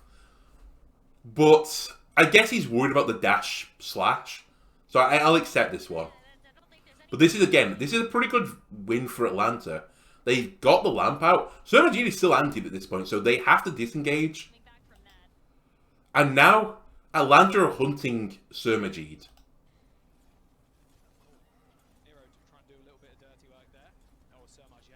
And this is the counter thing. You go into the meat grinder. If you don't grind the meat grinds you. Because what's now happened is that the weakness for the Rhine comp, the Rush comp, and this is what everyone was worried about for Overwatch 2, is Rhine's shield is a rectangle. If you shoot at this side of the rectangle, you are sad, because your bullets cannot go through the shield. If the shield is this way around, i.e., you know, deeper into the screen, and you shoot from here, you have big smiley face, because you're doing all the damage, and Reinhardt is really not doing anything. If you shoot from both directions, Reinhardt can only spin on the spot and try and block as much damage as possible. And this is what's happening here right now. Lucio and Genji are shooting him from this way. I'm pretty certain that Kai is come from a different angle, maybe over here, and he's probably shooting him in the arse. if not at the top of the stairs right now. They have shown right now, the soldiers, they're very willing, Hydra and Kai, to just go off on their own flank. So because they didn't kill Ultraviolet, and Ultraviolet is now down here somewhere without OG anymore. Or maybe, in fact, maybe Ultraviolet's here as well. They are creating a crossfire that Ryan cannot shield from. And this is the problem with Rush. They have to pick a target and go on it.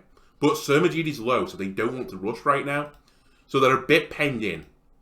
So they're trying to be a bit cautious. Checkmate is trying to force them back. They're trying to regroup, and the health pools are going back up. Someone somehow kills Hawk, and that is huge. Because the one hero in the Atlanta Reign comp who can really brawl pretty happily is the Doomfist. He can get into that room and probably get out again. Genji can with the deflect, but he's still going to get, you know, chunked down by the Mei because the primary fire of Mei doesn't care about deflect. Similarly, Doom's shoulder thing does care about the Mei cleave, but you don't want to be in there because you're only taking 90% reduced damage. You're still taking damage. You can still, you know, get booped around. You can get charged out if there's a stun on the Florida team. The other stun hero that's not a tank is Mei, funnily enough. Her ultimate is a stun as well. So there is a lot of nasty stuff in the Florida team. But they're now getting into a slightly dangerous situation. The meat grinder also gets ground up by a blade. What do you want when you have like a nano blade, which is coming up? Everyone in a close proximity to one another. Now, Florida do have the answer to this. The one true answer to to blade, I spoiled it, is beat. It's like the only guaranteed way you can survive it. So I'm going to presume that Nero, if he does get this nano blade, is going to go balls to the wall for Animo. He's target number one. But then they have a counter to that. If he pulls out the blade and the nano, if Surmajid has his lamp up again, which he probably doesn't yet, actually, he could lamp Animo to protect him. However, Surmajid is antied again. Where are you? You're on the high ground up here and have been antied. Aha! Ultraviolet came through the castle and said so. Ultraviolet was on the low ground, so they were setting up a cross angle from the lower end. Ultraviolet came all the way up here, was the most aggressive member of his team at that point. He was the most far forward. And he antied Surmajid, shot him, and then ran away. Maybe missed the shot. To counter this, someone went like, oh, hang on a minute, Anna's inside the meat grinder, let me go grind her. So Ryan is trying to grind Ultraviolet right now, but there's a disconnect again. OG's not with the Ryan, so Ryan is not going to catch Anna. She can just kite away. So Animo should probably have been with someone then. So someone just flanks back round, they don't get Ultraviolet. I still don't think they'd kill Ultraviolet there, but I think I would have liked the speed to be with the Ryan there. Alright, they've gone for a little bit of a flank. Mei has walled them into this room. You're truly in the meat grinder now, whoever's in here. Checkmate doesn't Blizzard. So Surmajid did get the lamp back up again. Animo wasn't here, I presume, because he hasn't beated. Surmajid lamped himself and then died to the blade.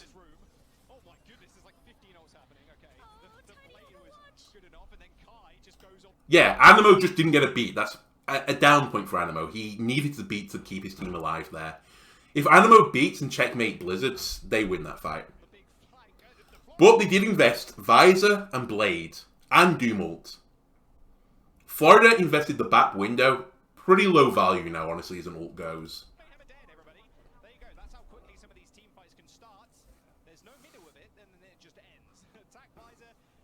Florida now have an advantage. They have 3 ults, 2 reigns, 1 ult. They're about to get their second ult, admittedly, which is beat. And this is a horrible area for Atlanta to push. This is just an open bridge. Who loves open bridges with no cover? Soldier with a visor. He would have really liked that window, though. So, I don't want to, pass on Surmajid here. I like the European talent. I don't know why he windowed. I don't know what he went for. I don't know if he tried to kill the blade solo. Maybe that was his counter to it because Animo wasn't there. They would have loved this window visor for this bridge. It would have been horrible. So yeah, they go for the bridge. And this is the biggest play, potentially, of this game, honestly. Let me slow-mo this again. Because you're about to witness the temperature at which Florida Mayhem evaporate. And it is in the ultraviolet region. Okay, this doesn't make any sense. Ultraviolet makes a huge play. They come out of this doorway as a 5. I said, the rush, they want to be grouped together as a 5. Ryan's got a big shield. Oh, we're all safe behind the shield. They come out this door together. The coordination here is huge. They're coming out the door. Hawk engages in with his slam. And you're about to see it. Look at the Florida's team. Ultraviolet hits everyone with the nade. Because the nade has splash damage. They throw it above the door. So like on the wall here. It flows down, hits the entire team. Ryan didn't shield it. He'd have had to have his shield up to block that. Doesn't see it. Again, this would be a super high level play if someone had blocked it. But Ryan players now, they have to be very aware of the nade from Anna. You can't just ask your Diva anymore to, you know, eat it. You can't ask your Zarya just to purge it off you. If you don't block the nade with your shield, you're going to have a really bad time with Rush. And Florida have a really bad time here. Everyone is antied. No one can heal anymore. Hawk is in your team. Nero gets nanoed, and Nero's eyes light up. Look at the team. Nero dashes through them. Surmaji dies. He gets a dash reset. Dashes back through again. Kills Hydron. We'll get a dash reset. Dashes back through Animo. Kills Animo again. And now at this point, Checkmate has ice blocked because they can actually get, you know, invulnerable status. But at this point, they just get out of the block because they're like, you know, we're dead. Everyone in Rain is rushing in. The Ryan is dead. They would have jumped off the map anyway. But this is the first 5k of Overwatch 2 in Owl. Look at the kill feed. All set up from Ultraviolet, who has an insane game. Very good from Nero and Hawk to, you know, make the most of it. But the decision making there was so good. Ultraviolet hits the nade. Immediately, Nero is nanoed. Hawk is already in, presumably to disrupt them from exiting anyway for the nade. Immediate decision. They won the fight with an ultimate. And it was the nano. And they won it with a nade. That was basically it. Florida immediately, they're going back to their spawn. And now, Atlanta can push this bridge section free. I can't emphasize how huge that play was from Ultraviolet. I didn't see if Kai had popped his visor as well. He might have popped 2 ults there. They can't get back out. Hydron tried to get the touch. He's going to die for it. And honestly, Rain now is starting to get a little bit of forward momentum. Unfortunately, Hawk dies to Sir Majid, which makes it hard to push this section. This is very close quarters. This is where the rush comp is at a huge advantage. Like, just looking down this... Oh, God, immediately I go off the thing. If you look down this corridor in a moment, it's just a corridor. May loves to wall in that corridor. Florida Mayhem, even though they lost Hydron early, they've given enough time for Hydron to get back to the fight, and they just pop Visor immediately. Hawk's not here. We're going to try and get value out of this. OG beats for it. Checkmate is knocked off the map by the Rhine charge. Someone is just a Chad. He kills both DPSs with 1 charge. He charges Nero's blade, because he pops his blade here, and kills him with the charge. Someone, +1 Chad points to you. If you're a D&D character, you've just leveled up your Chadness. You crumpled OG, and you squished Nero, and booped Checkmate off the map. Incredible. I look at Nero just like, no, my God. I just pulled my blade out, and I was playing my Naruto music. I got the weeb stick out. And this Korean Chad just fucking crumpled me. So, Florida Mayhem used 2 ultimates. Atlanta Range used 2 ultimates, and they stopped them. Nero is just lol. And, again, they're not coming back aggression. They're picking targets and killing them. They've noticed if Hawk, you know, moves in, and he's not with his team, they can engage on him, because, you know, he's going to be isolated at time to time. Oh, sorry, I actually miscalled it. I thought they just isolated Hawk after he'd used his cooldowns. Nope, Giga Chad someone trying to level up his Chadness again. Just solo shatters Hawk. He's like, you know what? Puts his middle finger up. Shatters Hawk. The team kill him because he can't use any of his abilities. His team's not with him yet to help him. And now Florida have some more breathing room. Atlanta have to wait for this again, which gives Hydron time to shoot across this bridge, build up his visor again, try and catch up to Kai. Animo can hopefully get some of his beat. If you see a solo shatter in Overwatch 2, and you know you'll get the kill, and if it's the enemy tank, take it. If it's the enemy, like, main healers in, like, you know, the one that's pumping out the most healing, in this case, Diana, you can get a solo, shatter her, and kill her. You have my permission. It is such huge value in this game.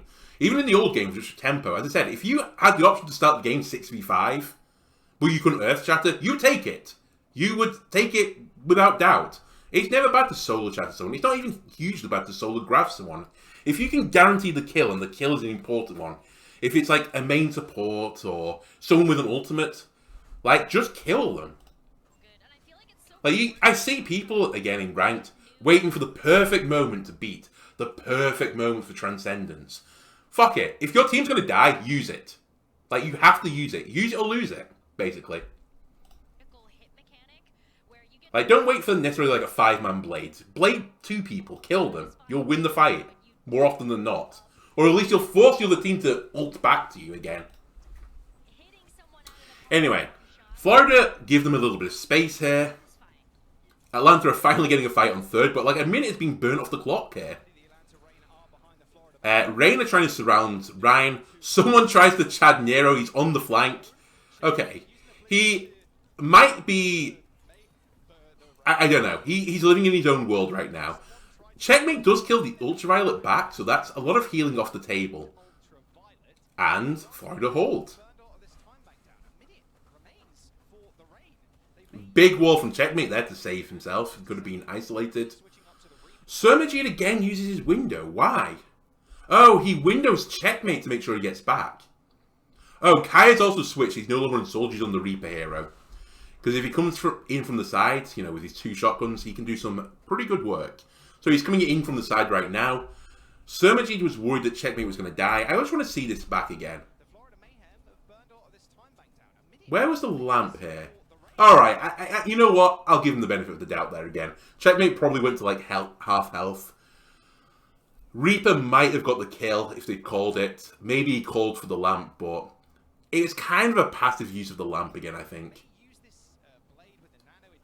Considering that both the supports were there, the Ryan was coming back. And again, Atlanta will be thrilled by that. Hawk has just gone in and murdered the team. I don't even know what happened there because we weren't on the observation thing. Just dived in and melted them. Did they even use an ultimate? They didn't. They just walked in. And just manned up and killed them. May uses Blizzard in this. In fact, Florida Mayhem used an ultimate and lost. That's really, really bad. Especially the May ult. That's a huge ult at this stage.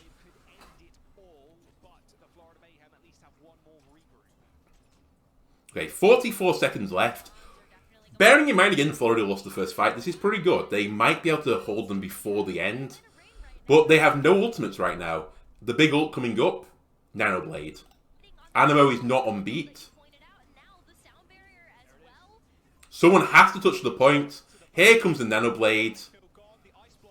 And Nero does some cleanup. So now Florida are just trying to eat up the clock. They want to get it to 0, but they can't. So Rain cap with 17 seconds left. Very good push from Rain. I like with how they dealt with Florida inside the castle section. In theory, it was their, you know, their good point, because Dive is normally good on the second point versus the Ryan comp. But, you know, new meta. They're running Doom Dive, which is a bit, you know, weird. It's not a full Doom comp, sorry, not full Dive comp. You're not running like a Tracer or a Sombra, just to annihilate someone. They worked Florida Mayhem to spaces that they wanted to be, and then backed out quickly. Very good decision making, very good communication. Surrounded them, and then just started melting them. And they're forcing Sir Majid to use his lamps early. Right, this is the nade again. Look at this. Holy moly. As soon as it hits, Ultraviolet is nanoing. He's nanoed already. Hawk is in. Kai did visor, I think. Did he visor?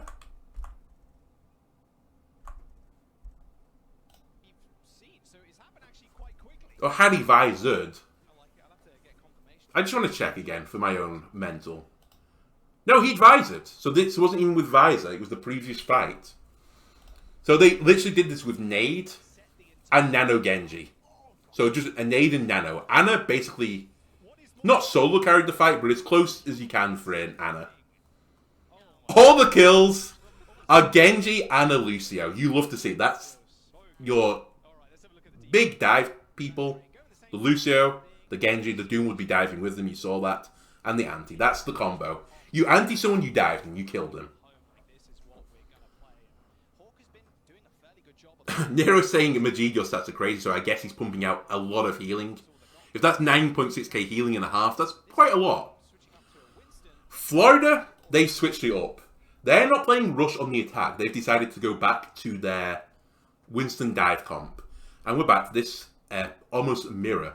Just difference, Hawk on Doom, someone on Winston. Okay, I'm going to have to pause here. One moment. Okay, we should be good again, hopefully. I'm hoping we're good again. I'm on a bit of a squeaky bum time now because I'm not using my usual setup, so I'm hoping this is unpaused again. Otherwise, you know what? I'm going to note this down. Let's note this time down in case I do a big sad and I have to cut this together. Probably should get YouTube Premium to do this, but I'm hoping they'll introduce the replay player so I don't have to worry about adverts. Especially from Sky, who, if you'd heard my story over the weekend... Was it the weekend? Yeah, it was the weekend. Really left me high and dry with the internet, but go watch my Isaac video to find out why. Anyway, again, there was a... Hydron went for a Widow pick, didn't get anything, comes out on the Soldier. So this is just a difference between the Doom and the Winston. There's a lot of closed spaces here, so this isn't actually that bad for Doomfist. Equally, it's not awful for Winston. There's a nice high ground behind him that you can dive onto. You can sit kind of on this rubble as well to protect yourself. You can sit on the payloads. So it's not an awful dive map. It's very nice for flanking as well. This central building can cause chaos. So Genji's just using to dive on. He got Nero low. He thought he could get a kill. They did. They kill Nero. He gets low and they finish him off. Decisive. Very good. So Hydra now went onto the flank. He's on the high ground. This is misery time for Atlanta. They've been pushed back into the corner by the aggression from Florida. They sync this up perfectly with the flank from Hydra. Very good. And again, what do we see here? It was the dive of Lucio, Genji, Winston. That trio, they just go for the kills. They're what are hunting Ultraviolet. And in this case, Kai. And then Sir Majid is just trying to live. Live and heal. I'm following just behind. So that was a very, very quick cap. Kai moves over to the Reaper from the Soldier. And Hydron, for the first time, moves from the Soldier to the Tracer. Okay, so this is interesting. So this is very divey now. This is Giga Dive. Hydron and Checkmate can both flank around. They can call out where Ultraviolet is with the Tracer, and all of them can dive on. Checkmate can, dash in. Winston can land on them. Tracer will just, hit some pellets. I know she has reduced damage, but it's still a lot. There's no stun other than Hawk on this team. That is misery time. They are going to melt. So this is a switch. They basically gave up what charge they had for the visor as well. But this is probably as well into recognition of Kai switching over to the Reaper. But I guess this can mean that Trace can chase after the Reaper if he tries to fade away and kill the Reaper. But Reaper's, again, good close quarters against the Winston. Rain do what Florida did. They want an early fight here. They want to get 3 fights in seconds. Reaper likes fighting here. Trying to hold them before the door opens. Unfortunately, Hydron is behind them and he's harassing the team. They can't come aggressive. They're trying to deal with Hydron, trying to keep Hawk and Nero up, I guess. And Ultraviolet, because they're all getting plinked. So Kai's pretty, on his own. He has got survivability. They do kill Hydron, but they can't fight at the doors. And now someone is coming in. He's trying to finish off Nero, who Hydron got low. They kill him, but at what cost? He dies as well. Very deep dive from someone. They nano checkmate. Huge from Hawk. I didn't really like that decision from Florida. Also, Ultraviolet hits a massive anti again. Surmagy and Animo, they had to leave the fight. They're both one. Hydron gets picked. Someone dives on his own to kill the Genji. And then they nano after someone dies. They were down 2 already. I guess to counter that, Atlanta were down 1, so they could have turned the fight. They get the nano blade before OG gets his beat, and they try and clear up with that. And they just... The one downside to this was Hawk punching him and killing him. And that's what happened. But I feel like someone just got a bit ahead of him. I don't know quite what order this happens in. So Checkmate gets nanoed here. He's immediately punched. Please. So Checkmate is literally 1 HP here. This is a huge amount of damage. Okay, they get antied after the fact. So he dies after the fact. So they tried to fight this 3v4 with the Nano Blade, which Checkmate just gets online in time. Very good from Atlanta just to immediately focus Checkmate. He's the only threat to the your team. Kill him. And then they get antied leaving. Okay. And they're going to chase these kills. Yeah. They also Nano Reaper to get the kills. Maybe a bit of a waste of the Nano and the Reaper as well. But hey, they traded into the Nano. The only positive for Florida is that Checkmate died so quickly that he still got the blade. But now he has to deal with the beat. Kai, again holding very close, fades away. And Florida have identified now. Kai hasn't got his fade anymore. We can kill the Reaper. We can actually dive the Reaper.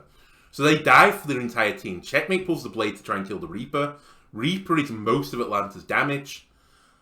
But OG's made the beat, so OG beats. And Checkmate nearly dies again. And he's just going to, blade around. Someone gets slipped by Ultraviolet, who's cracked. Hawk is Doom ulted out of there. I guess he went into the disrupt the blade. He tries to slam on the Winston, I think. Or maybe on Checkmate. That was quite an aggressive return point for Hawk. He was low HP then. He basically just appeared again. He Iron Man punched the ground from space. And nearly died, but he didn't. Someone is getting absolutely shredded. The Reaper and the Doom just don't care about your shield. And Kai has already built up a Death Blossom, and he's going to murder you.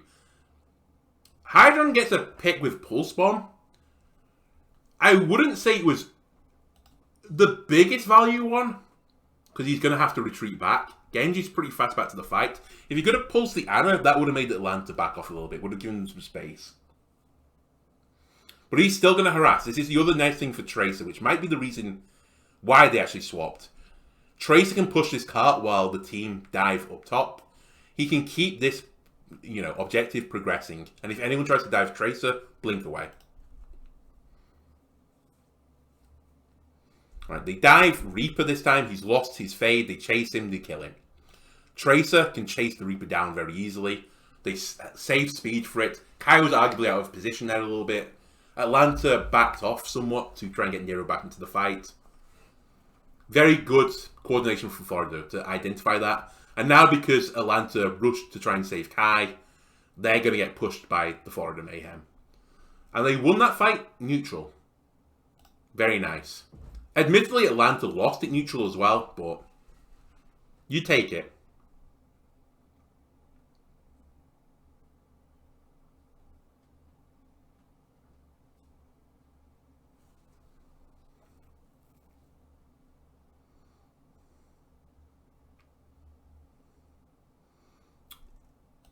Yes, so Florida are picking up a few ultimates here. This is going to be a bit of a knocker-blocker of a fight. Beat Nano versus Blade Nano. It really depends who Surmagy Nano is here to how this is going to go. So they've nano checkmate. They're trying to get Ultraviolet, you are the golden goose, you're dead. But to counter this, Nero blades and kills Sir Majid before Animo beats, I think. I think they die before it. Oh no, Sir Majid gets the beat. Did they kill him through beat? They do. Holy moly. Sir Majid must just be in the middle of the Atlanta Rain right now. He gets the beat and he's melted through the beat. That's crazy. That was such like a high amount of damage. That's like 1,000 damage in a second. So now we're even again. Nero is booped off the map, so good play from Animo. And Florida cap it. Hydron plays the objective, but they were going to win it anyway. Big boop, honestly, from Animo. Thumb up again to Animo. I nearly did you dirty saying you didn't get the beat for Sir Majid. You did.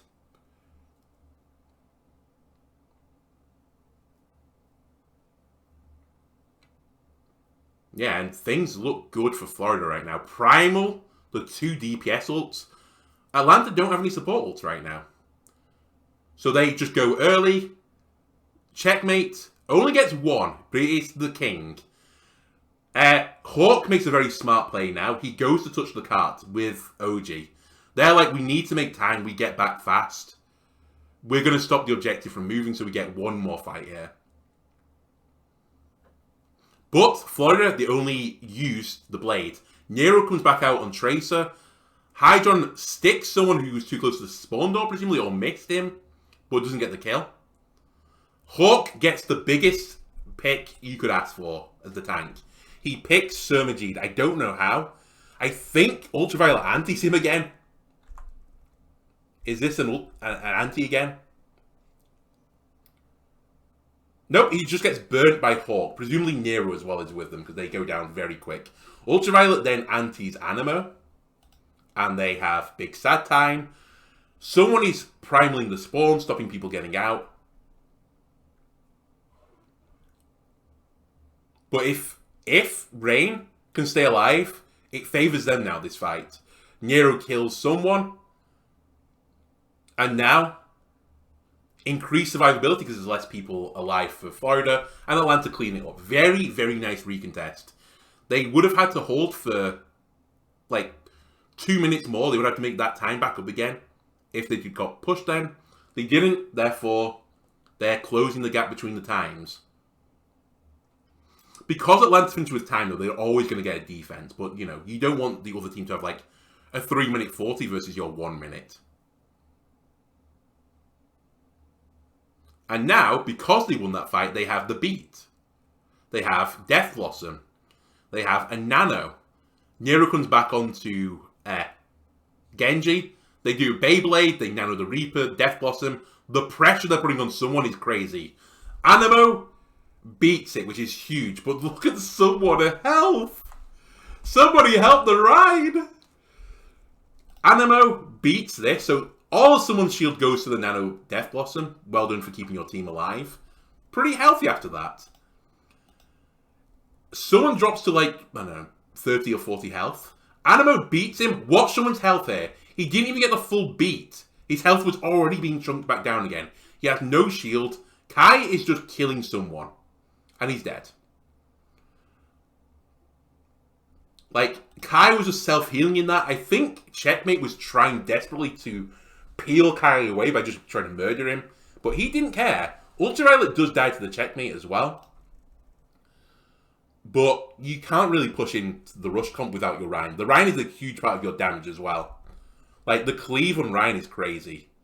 But they do get another pick. They get another pick. And maybe Atlanta bit off a little bit too much than they can chew. Sir Majid's about to get a window. Who can touch? They get a touch. Kai is back on the point. Kai is just, you know, making time. And the window gets both supports, the tank. And Hydron beats Kai. And this is the checkpoint. But still, Atlanta took another, like, 30, 40 seconds off the clock. I liked the play. Very good. Very, very good, in fact. So far, both teams I've been very impressed with. Atlanta seem very coordinated. Florida seem very decisive. I guess my one slight criticism, I think Surmaji's blamping a little bit too early, which he probably needs to do a bit better on. And I think the slight difference right now between the teams is the value that Ultraviolet's getting versus Surmajid. Okay, again, Florida go back into the defense. It's this rush comp again. This time, though, I think they ran out with the Soldier first time. They run out with a Reaper this time. So this is really, we want to fight in close quarters. This was, again, the boop from before. Let's just skip through this. We saw this. This was a boop off the map. So this is, I want to fight in close quarters now. May is going to hold the off angle again, probably, because she can survive the dive. She can just ice block or wall. Hydron will sit with Ryan. Ryan will cleave through the team. Hydron will just pump damage into the opposing tank and just keep pushing them further and further back. Atlanta, they only have a minute. So that's basically 2 fast fights or 1 slow one. Kai nearly is murdered by an icicle, but lives. They're actually holding very close together. There's no one on the off angle this time. They decided to go close together. Hydron is watching the flank. Hawk flanks. Then that's the go button. Very interesting. Let me just rewind this again. This is going to be like a 4-hour video. I've overestimated this. They say Hydron and Surmajid call. Hawk has used a cooldown to go in. I don't know if he punched or slammed. But he's on the flank. Surmajid spots him, shoots him. This is the go button. Because Hawk is here. He is the tank. The squishy, soft underbelly of the team, the stabby people and the healy people, are all in this choke. So what do? It's time to speed boost. Animo speed boost someone. They get a wall across this choke from May. Should probably have done that blue just for clarity. Nice May ice wall. Isolate someone, kill them. That is their game plan. But the problem is, if you look at the Atlanta team, we mentioned this before, who do you kill from this team? It's really only Ultraviolet if he gets caught in the wall that you're going to kill. Soldier can run away. Hawk can get out anyway, but they're not going on him. OG can wall ride. Nero can dash out. If you got a giga bad wall, you might catch the Soldier in it as well. But I presume they go for Ultraviolet here. I presume that's the wall. They wall off. Yeah, here's Ultraviolet inside the corridor. There's the golden goose. They've gone for him. It's time to speed on him. But someone chunks checkmate. I presume Kai. So May has to ice block. And ice blocks the door so they can't get through, which kind of holds them off. Nero is around here with Ultraviolet. And then, Ultraviolet, it's his turn to flex his muscles. You're going to dash on me? Well, I'm going to throw an anti-nade at you. He anti-nades the 2 supports, the Rhine, Surmajid has the lamp. This is huge. If Florida had the go button before because the squishy tank had gone over here, that's not the squishy tank, the squishies were here and the big burly tank was over here, this is now time to push the retreat button. It's time to wave your white flags, get your horns out. You have to run because you're going to die. Surmajid is almost certainly going to die here because he's 1 HP. If he leaves his lamp, he's going to die. Animo might escape. Someone might escape with his shield. Ultraviolet does die to Hydron, but Surmajid dies. And Animo dies because they're anti. That's the 2 supports gone from Florida. We have no sustain anymore. They're going to lose.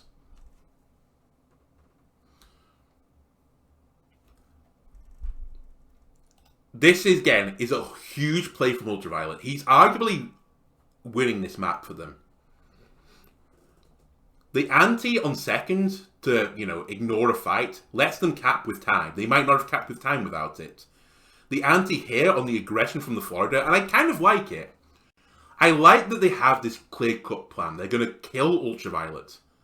We're going to go fast. We're going to go aggressive. We're going to play this fight on all terms. My only criticism, I'd say, for that plan, though, for this point, Atlanta had a minute. Like, if you fight them quickly and kill them, they're going to get another fight, and you're probably still going to be in a neutral fight. So I think it was a bit risky anyway to go for the engage. I understand why they did it though, so I don't hate it. They did kill Ultraviolet, as I said. He just hits the ante. Arguably, he makes the outplay. Checkmate dies, they chase him down. Hydron will probably escape with his life. But if you have 1 minute of time, you'll take capping this point. Everything else now is gravy. Look at fucking someone. Chad, man, someone. His team's not with him yet. He's like, we're defending for this door. We want to hold the cart as soon as possible. He waits. He decides he's not going to go in on his own.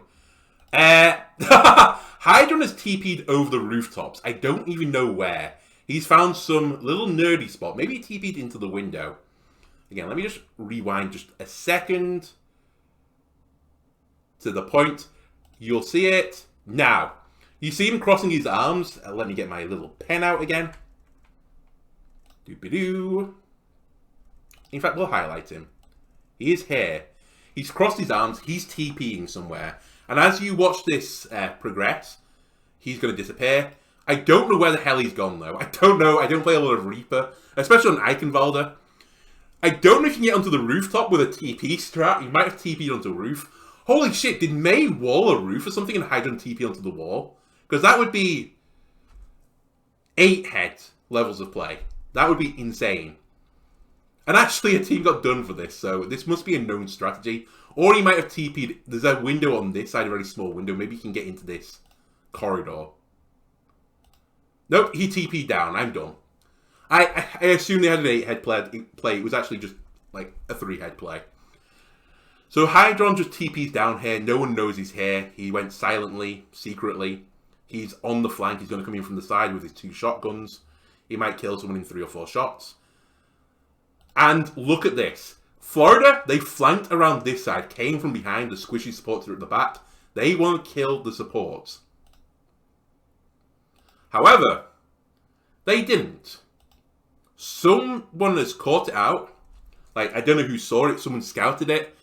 OG gets Ultraviolet away. The team can protect the supports. They don't get a pick on this surprise push. I like it, though. Try and, catch them with the pants down. The slight problem for this, though, was they run in with the 4, the quad squad. This time, Hydron wasn't there. They missed out on damage. I don't think it would have been different if Hydron was there. In fact, he might have even been playing as bait. Maybe he was shooting over here to make them suggest the team was over here. Checkmate still kills Hawk. Good wall. Window for heal. I like it.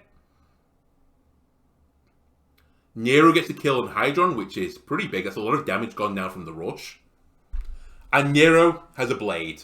Animo hasn't got beat. And Kai is on the flank with a visor. Both DPS ults gone. And that's going to be a 1 fight. And Atlanta, they keep pushing. But now you look at it and you go like, okay. Atlanta are probably losing the next fight. They're going to get Blizzard. That's going to zone out the cart. They're close to beat. They're probably going to get Shatter and Reaper ult in the fight. But really, the May ult is going to be horrifying for their team. OG has beat for it. But they're still going to kill someone through beat Frozen. Doom ults. He's trying to kill... I think he went on Checkmate then to try and kill him. Just cause chaos. Checkmate has ulted the point. And there's nothing they can do about it. It was actually very close to winnable, though. In fact, I think they really C9'd. I think if Atlanta touch there, they might be able to win that still. They don't, so they lose. Right, skip me ahead again. This is a pretty tough push for Florida, but very doable. Atlanta have given themselves a chance, though. You might expect a team with 2 minutes to cap out the first point on Eichenwalder. Not every team does it, though. But to push to where they have to push is pretty hard. And here comes Rain. They've made a change? No, they've not. They bait me. They threaten the Zarya, but no. They're coming out on the Soldier Genji Doom comp that they know and love. Florida, they're coming out on Dive again. This is what they ran on Attack. It worked well once. Why not again? Because remember, Florida pushed pretty well before. So I imagine they're feeling pretty good still. Right, let me push forward again a few seconds. I don't think they go for the Whittled Grapple shot this time either. Hawk scouts them. If you didn't know this tech, by the way, if you slam up into the air and push slam again, you can cancel your slam. Doom can cancel all his abilities. It's actually really interesting. You can cancel punch to do like punch tech. You can cancel your guard if you want to, do something else, like, walk away or shoot. And you can cancel this, but if you cancel this, you keep your momentum. So Hawk flew up into the air, scouted the team just to check what they were on, and now he knows. Yes, thank you, Jaws. I don't know if you can hear this, but Jaws is saying the exact same thing. So Winston is pew-pewing away, and basically Atlanta are giving them this space. You can have this. We want to fight here where there's a wall. So Florida are flanking around. They're trying to get this U shape. Waiting for an anti. I think that is their go button this time. They're looking for Summergy to hit someone. They're also building up a nano. Hawk flanks behind and kills Animo. That's huge. But was this an anti again that we saw? Let's see. No, Animo dies first, but then Ultraviolet nades Summergy afterwards. So I imagine he's dying soon afterwards. Hawk trades for his life. He kills both supports though. Worth. Doom gets back pretty quickly. This has to be the disengage from Florida now. And that's 30 to 40 seconds off the clock. Plus, Nero building his blade. Like, that's pretty nice, poke from Nero. 57% to the blade. Hawk is back. Deep dive from someone. They just go for it. I think their theory is if they get back, they're spawning slightly closer, they have speed, they kill Lucio. They're going to beat Hawk back. Hawk just gets back in time. Someone makes a dive. I think he was going on the supports again, but I'm not 100% certain. Hawk counter dives the backline for Florida. Surmagine hits a sleep. Look at his health. Keeps him alive. He then dives to Nero. So again, the Golden Goose is killed. This trio, Doom, Genji, Lucio, or in this case, Lucio, Genji, Winston, Lucio. I'll point to the right heroes when I say it. That's your kill squad. They just roam around together murdering people. Soldier plinks the damage and he's just there to protect Granny. So again, the supports both go down. Nero kills both of them. He gets help from OG for one of them. Very nice.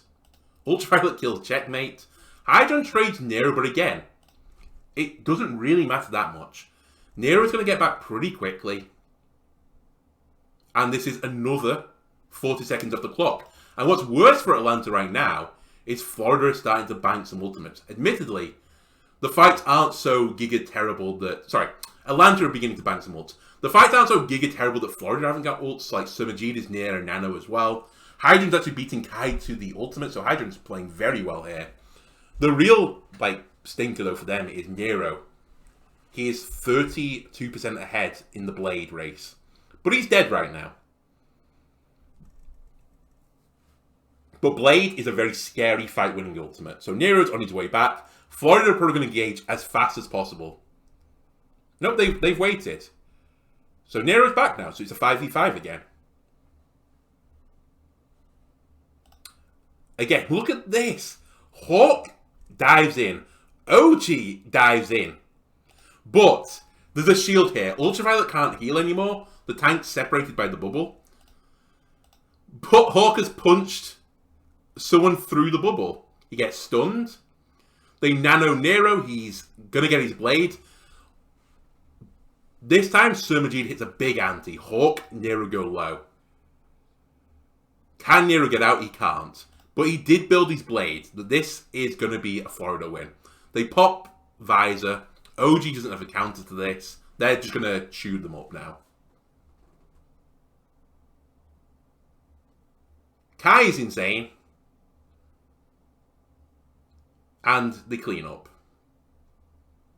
Kai pops Visor, which I think is a bit of a misplay here. It does buy them some time. Who's alive for their team right now? It's Lucio, Genji, and Anna's just coming back. They can't really stand in front of this. Genji can with the deflect.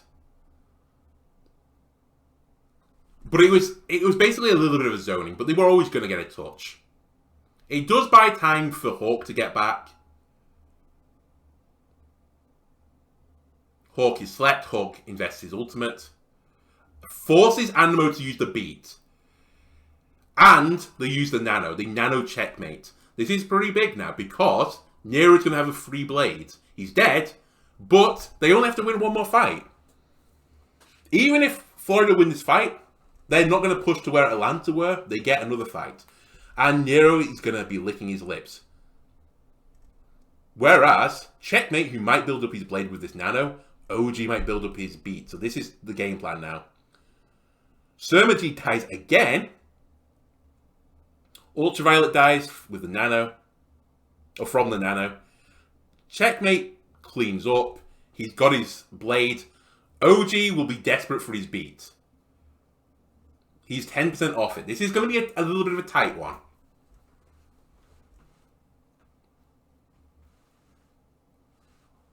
So they can't hold them at the door this time because the problem is if you recontest, you will not be able to hold them at the door because they'll have time to push it into the door before you respawn. But they don't care. They'll fight them close still. They'll fight them here. Because they'll still get another fight before mid. Hydron has gone on a dirty flank. I love it. Huge, huge respect here. Hydron nearly wins Florida this map. Florida are ult tracking. They've accepted that OG might have his ultimate. So they've gone, we have to kill OG. He is now the golden goose. Ignore ultraviolet, OG must die. However, it's really hard to die with OG. If someone jumps on him, he's going to get booped away. If Checkmate jumps on him, he's going to get booped away. Animo, boop. You know, boop, boop, boop, boops. So Hydron flanks all the way around, sneaks up behind the team, and he tries to snipe the squishy support. And look how close he gets to killing OG here. OG is on 30 health. Ultraviolet is on 30 health. If he kills Ultraviolet, it's still really good for Florida. Because then you can blade, accept they're going to beat, and then just, you know, wait it out because you've got the man advantage. You're then worried about Nero's blade, but you have Primal to counter that. OG lives. Ultraviolet dies to the blade because OG can't beat it, but then dies to Hawk. OG's healing, they have beat. Now you're in I'm sad territory. They beat the fight so they have health, so they don't miss Ultraviolet. Nero is going to blades. He's found his target. He wants to kill Hydron. He's aware Hydron's close to the visor. That is your lost condition. Someone primal ranges just for health, kills Kai. The problem now is the spawn's very close between the two teams. Animo is killed, Surmagid is killed. Hawk, brilliant. And that is Rain, equalizing 1-1. I very much enjoyed that map. That was a very hype map, honestly. Okay, well, I'll come back for map 3 in a moment. With that, Atlanta level at 1-1, and it takes us to our third map, the escort map. This is Gibraltar. Gibraltar, renowned for dive comps. Dive comps were forged in the fires of the Gibraltar heat. It's a fantastic map. So much high ground, huge long sight lines which favour snipers. You often see dive sniper comps. Let's see what Florida and Atlanta choose to run. As we enter Gibraltar, it's all to play for. Florida Mayhem 1, Atlanta Rain 1. Momentum, potential with the Rain with their Doomfist comp. We get to Gibraltar, a lot of high ground, as I mentioned in the introduction. Sorry if I repeat myself, by the way, from the introduction. I've just eaten tea between this sentence and the previous one. I've cleaned the litter trays, I took all the rubbish out. I've eaten a burger, some fries, and I've got some onion rings with me and a drink. So I'm rehydrating and recalorizing my body. So if I repeat something, apologies. My brain is too small to remember what I said a moment ago. Lots of high ground here. Atlanta Rain, honestly, at this point, it's a broken record. And I say broken, no, it's a working record. Because they've won one map and they look pretty competitive in the control map. It's the Doom Soldier Genji comp again. And you may notice some interesting things in Florida. They were showing Roadhog for a brief period, but, you know, it's the attack spawn. They're just memeing around, right? This looks somewhat reasonable. Maybe the first use of Echo. Widow's really good here. Mercy, pretty good with snipers and the Echo. And maybe, you know, Nano for the Winston. This looks, you know, reasonable. Checkmate goes onto the Reaper. Someone is on Roadhog. Florida decided to get a little bit silly with things. They have gone and pulled out the port character. So, I have to admit, if you've watched any of my beta videos, I like playing Roadhog in this first point. It's pretty fun. You can just drop off the high ground if you're getting pushed. You can just go up here, hook someone off the high ground, kill them. It's very nice. You can drop down here, go underneath them, flank back round. You can hold server very well as Hog. It's actually a pretty nice point for Hog. Wouldn't say so in a competitive environment though. You are going to get antied. You're going to be slept. You're going to feed Kai 7 visors. And for what? It puts some pressure on Hawk. So I don't know if this is just someone's idea to counter Hawk. Like, Hawk goes in. I said Doom is a bit susceptible to the CC, especially when he's got a power block. Roadhog has CC, one of the most powerful CC abilities in the game, in fact. A bit of a noob stomper, honestly, because he can displace you, grab you with his hook, and pull you in and smack you down. So Hydron is going to play his own little game. He's going to play a point-and-click simulator on this side of the map. They've also running, and I didn't really mention this either, they're running the Brigitte, which is, again, somewhat anti-dive. Now, Brig has been nerfed since Overwatch 1, in case you weren't aware. She no longer stuns with a shield bash. It's still an ability, but it does a light knockback, and I mean very light. There has been a recent patch, actually after this game was done, but they're going to still run on the same patch, where Brig's boop on the shield bash has been increased, so it feels more like an ability rather than, you know, and 50 damage is dealt. But still, an AoE heal from Brig is really annoying. It's also very annoying to dive onto a Brig with the whip shot. More so for a Winston, I would say, because if the Winston, you know, jumps over, Brig whip shots the Winston, they misses the jump, they fall down. That's their dive halted from one character with one cooldown. Here, Animo is on Protect Surmagy duty. Rally, still very strong as an ult, it's fight winning. The real, you know, the thing that sticks out here is the Roadhog. So someone is just going to push the cart. We're not going to, you know, contest the high ground. Animo's happy under here, you know, with Brigitte. Close spaces so Brig can get some whip shots, proc rally. That's literally Brig. The more you can proc rally, the better. Atlanta Reina like, hang on a minute. This is weird. Someone goes on a flank. We're now just playing deathmatch. The tank, the cart is left alone. Checkmate is pushing the cart right now. Hydron is playing point-and-click simulators over here. Animo doesn't seem to know where they should be looking at the moment. I think they're looking for any flanks. And someone has decided, I'm going to get a pick. He misses his hook. And now he's in a bit of bother. Hawk pressurizes him away. Someone comes back down here again. But the amount of poke you're taking... Amazingly, Checkmate gets the first pick. I don't even know how. Where was OG during this? He has to have been in server or something for Checkmate to have killed him there. So I guess he ran back to server or something, or was wall riding up and Checkmate picked him with some shurikens. Maybe a Hydron hit a headshot or something, although you're not on the kill list, so I'm not entirely certain. But OG gets killed by Checkmate, so that's the first pick. But still, how is Soldier going to push into here? Like, Soldier. How's Hog going to push into Soldier here? It's crazy hard. If you get naded by Ultraviolet, Kai will kill you. If you get slept, you're going to be naded and Kai will kill you. So I don't fully understand the grasp of this. I think the idea is Widow pushes you into certain sight lines, like you don't want to be in her sight lines, so you go into cover, and then Hog hooks someone out of the cover and you kill them. Also because Hydron is going to be able to see the cart the entire way. Someone eventually from Rain has to touch the cart. If Hawk touches, he's liable to hook and headshot. They have no shield. I think this was the theory here. But this round is the main reason why I picked this game to analyse. This is Florida Mayhem's third different look. They look like a really fun team to support. They don't, you know, they're not just sticking to one comp and like nailing it on. They seem to be pretty willing to pull out some weird shit. And that's always a fan favourite. Right, Surmajid has gone into the flank. Nero picks Animo. I guess had pushed server with the Roadhog. Roadhog is stunned by a punch, got punched back out again. Remarkably has not been antied yet. Checkmate was antied though. I'm not even sure exactly where Ultraviolet is right now. Presumably you're in server somewhere. No, he's not. I think he's down here somewhere because he just got a kill with Hawk. They killed the Hog, so... Tale as old as time. Hog plays into Ana, gets killed. Hydron was pretty aggressively far forwards then. I think even Hawk looked for a second and was like, hang on a minute. That's not on my team. And the Hydron grappled away. They're still staying on this Roadhog. Hawk is doing well for ult charge. He's getting a decent bit of farm.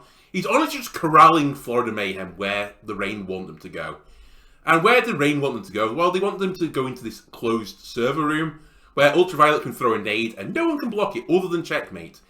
Their counter right now is Checkmate deflects the nade or Animo blocks it with their shield. But I'm not even sure if Animo blocks it with the shield, whether or not the splash is going to still hit Brig.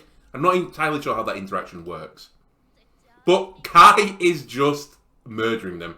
Admittedly, Hydron's getting a decent bit of value. I guess Hawk is peaking every so often for Widow to get 72% ult charge and basically no kills. No final blows, I think. But yeah, Hawk is just saying like, nope, you're not allowed in this blue box. The supports are in this room. Widow cannot shoot them in here. This is very nice sightline. It forces Hydron to take a more aggressive position to snipe them into here. So Ana is in the server. And there's a crossfire. Hog walks out. Ultraviolet's here. You're going to get naded. Hawk's going to punch you. And I presume Kai is somewhere to the left and he's going to shoot you.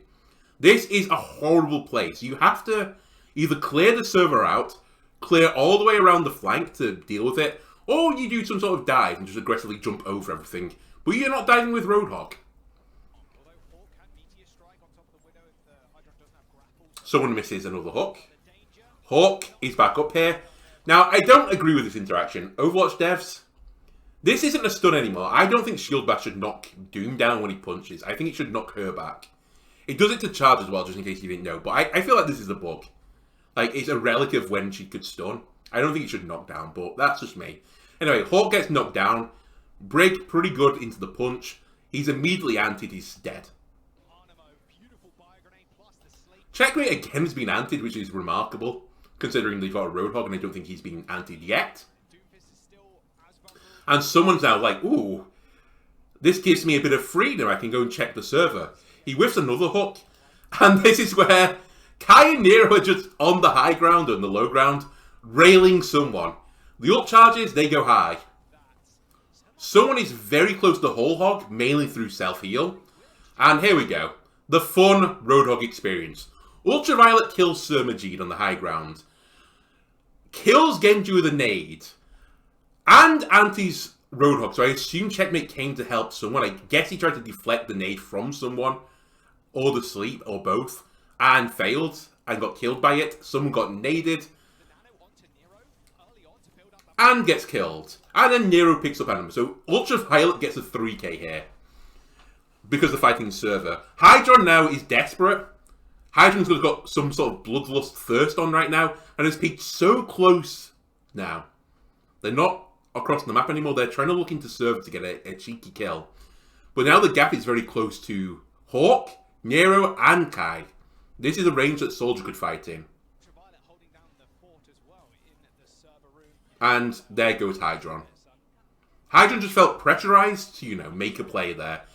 1 minute left. They're now stuck to this Roadhog. They're about to get 4 ultimates. Whole Hog, do you remember when I said Doomfist ult is pretty low tier? I think Roadhogs might be the lowest tier, actually. It's super low value. If you can guarantee a kill with it, you can do it. It's pretty good for knocking people off the map. Decent shield break, but Atlanta Rain aren't running a shield. That's about it. The Nano is definitely for the Blade. That's going to be to try and kill OG, who is 64 to a beat. So this looks okay. Nano Blade could get a kill. They can even walls for the Nano Blade so they know exactly where the supports are.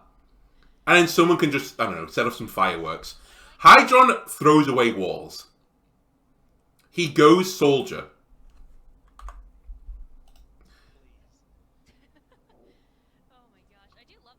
He doesn't even pop sights, I think. He just changes. This is kind of crazy to me. I guess it's because he's got no value. He's like 120 left. I could build a visor here. But I think I would have rather given sights to the Nano Blade and just try and get this fight win. And then try and rebuild onto second. I know Widow ult isn't like hugely influential and like, you know, you're gonna pop sites. Oh, where are they? Oh yeah, they're in server. They've been in server the entire game. What the players are also looking at. This is Ultraviolet going insane. What are they pinging? What maybe going through their mind in terms of what the game plan should look like next? But Yeah, it just happens to collateral the Genji. Nice 3k. that's ping worthy also. Okay. Florida are taking the high ground. They want to push through server, clear server out. Hawk on box. Nope, you're not coming through here. I'm going to keep peppering you. I'm going to harass you. And I'm getting ult charge for Ultraviolet. Checkmate's like, don't worry, I'm just going to feed a blade off you. Hawk is stunned. He ults out to save himself. And I think someone was trying to hook him, so this is a huge escape for Hawk.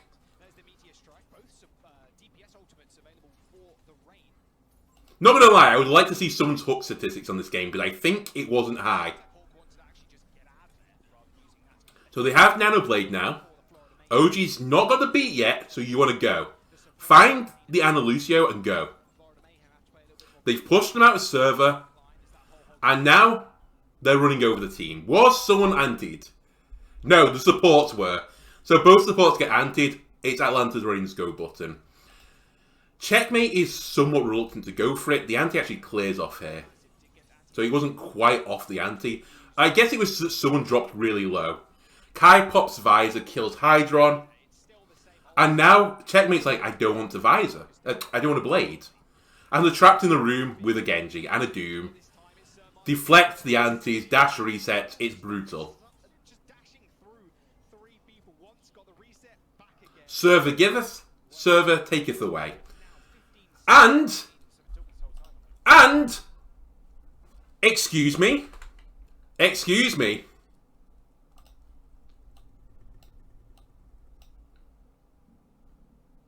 they used all their ults there.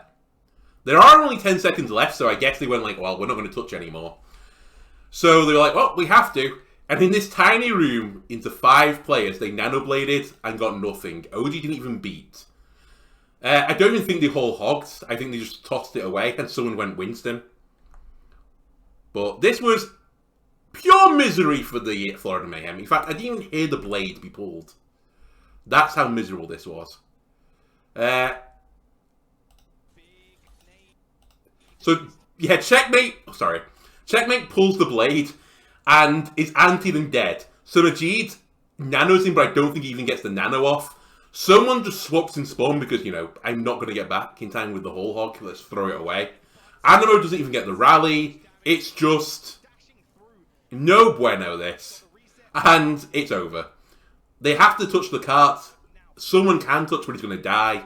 OG has beat. Nero has blade. Ultraviolet is about to get nano. They're about to go into nano blade with no defensive ult. They might get the rally. In fact, they will get the rally. But it's not as good as beat. You can nano blade through the rally. So Hawk, being the bouncer again, nope. I'm going to, you know, corral you out of here. Nano blade ready. There goes the nano blade. And there goes the Florida Mayhem. 2 supports dead. It's fight over. And Florida barely pushed this. And this is the mental boomerang. If Atlanta Reign's momentum was high before, it's going through the roof now. They're, you know, chugging away pretty happily.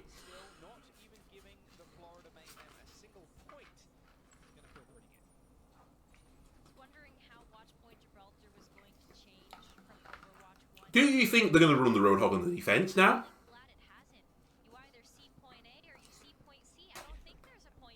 Are you going to run the Roadhog in defense? Let me skip forward a little bit.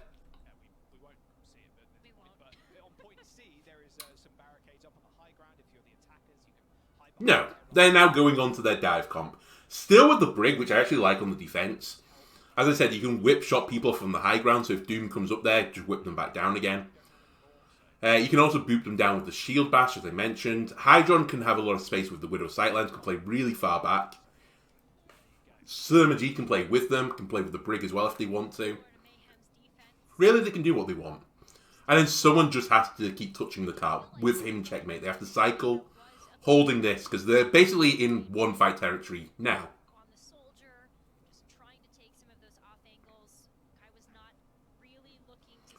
So this is a nice little strat for Nero. He's going to TP people straight to the high ground on this little balcony, so they don't have to take the stairs. Also, you get the high ground here.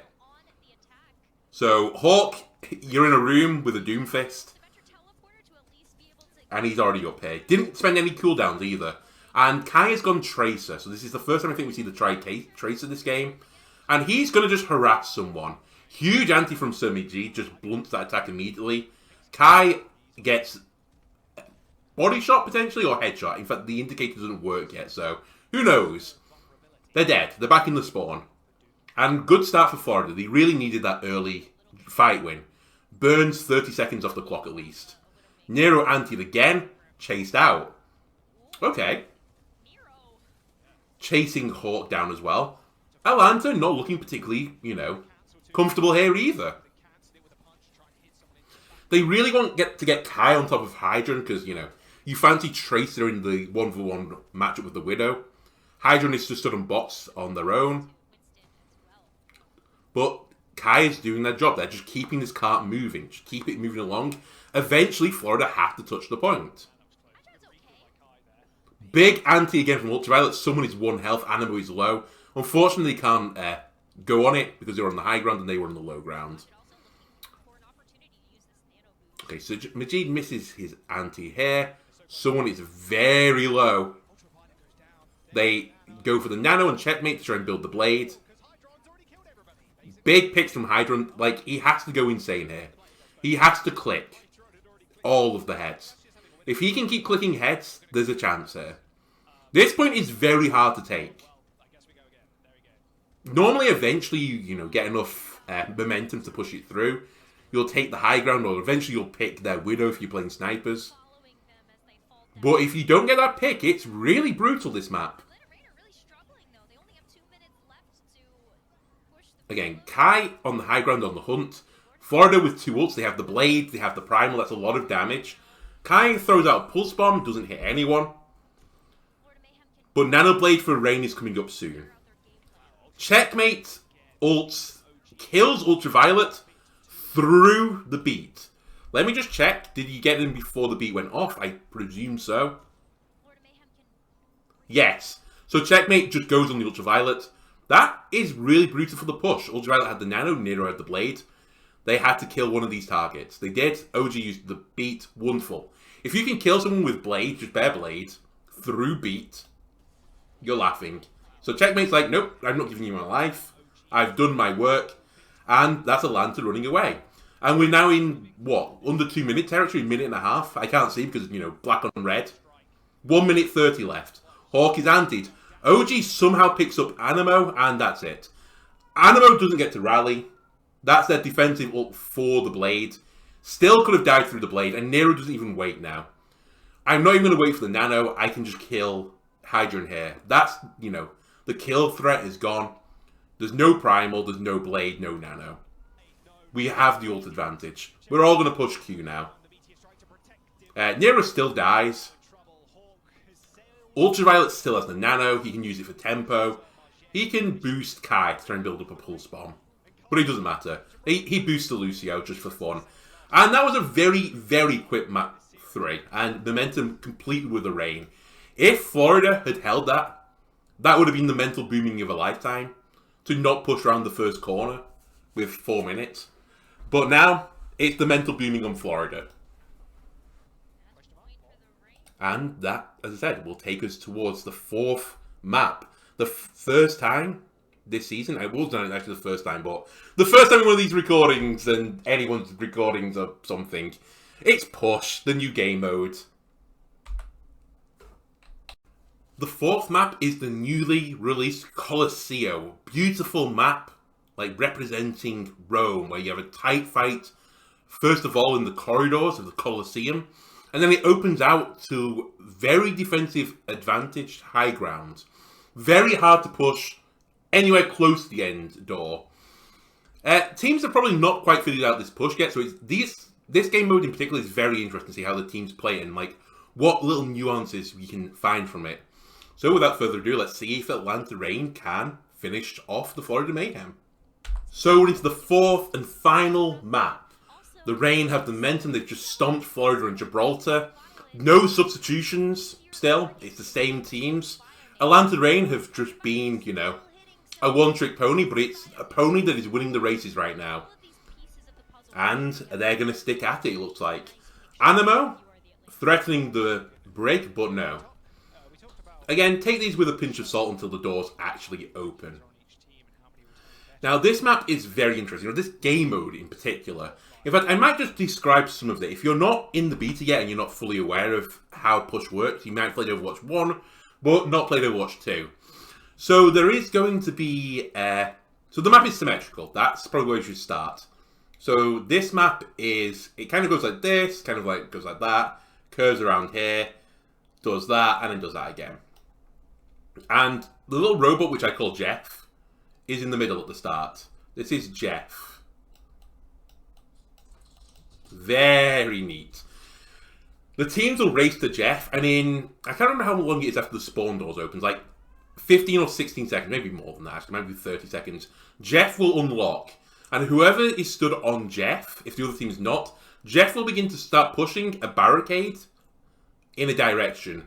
Now, unlike other game modes, if you have one person on the cart on an escort map, the cart pushes at a certain speed. If you have two people on, it pushes at a faster speed. I think it's like 1.2 times fast. And if you have three on, it goes very fast. So sometimes you get teams stacking 3 people in the cart just to get, you know, extra progress. Unlike escort, that's not how Jeff rolls. If one person stood on Jeff, he moves at this speed. If Jeff has 2 people on him, he moves at that speed. Jeff lives for Jeff and only Jeff. So it doesn't matter. If you have one person on, he will, you know, he will push. This barricade, very heavy. He's very slow. If the other team wins control over Jeff, Jeff will sprint back to the other barricade at lightning speed. Again, with only one person on it, but it's like giga fast. Like the fastest thing you've ever seen in, you know, Overwatch. Faster than Tracer. Like, it's actually annoying to keep up to them with heroes that are actually slightly slower. But anyway, so he goes back to the barricade, and again, we'll start slowly pushing the barricade this way for the enemy team. And basically, it's whoever pushes the barricade furthest wins. There are then some little other things on the map. So there are these little tick points. If you take one of these tick points, Jeff will have a little lunch break. He'll have, I think it's 8 seconds where he just sits here and does nothing, like has a little breather, maybe eats a sandwich. But he will unlock a forward spawn for that team. Because the spawn door, as you can imagine, if you're spawning here, and you push it to here, this is unbelievably, and the enemy spawns obviously here, this is unbelievably far away between the like 2 things. So basically, if you get picked here, you're going to lose because they have such a huge spawn advantage that you're fucked. Even so, the spawn, like the forward spawn is like here. So if you get picked in this like corridor, and this is actually uphill, then wraps around and goes over itself. So this is like the kill zone here, if you even get to this point. But you're still, if you're getting picked, you're going to lose. Like, you're so far away. It's like being on, if you remember 2CP from the, you know, the bad old days, that's still ongoing. It's like being killed on the first spawn and coming back from the second spawn. That's how far away it is. Possibly longer even.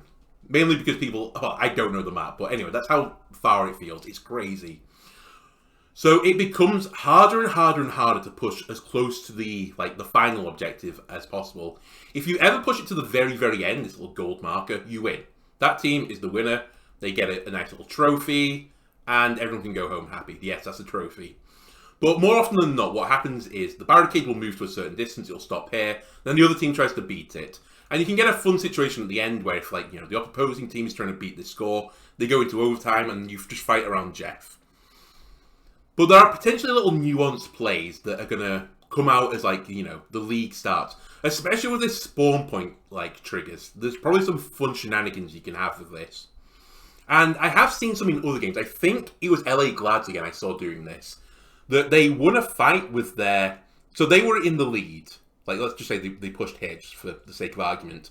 And I can't remember who they were playing, but they pushed less distance. And they won a fight here. LA Glad pushed to about here, and then got off the cart. They just left it. Because The more they push, the closer and closer they get to their spawn, which meant the opposing team, if they pushed it far enough, would have got a chance for another fight. If they left it here, they were too far away to get another fight, and they won. Little cheeky plays like that, like not just mindlessly pushing Jeff around, but just like, you know, cementing your victory. Like if you've pushed it to like here, and you lose it, just push it a little bit like further away from where you're meant to be. And I should have done that the opposite, actually. It was like they won the fight here and it got pushed to here. But it's just really interesting. Anyway, I've jibber-jabbered on long enough. Let's actually roll this out.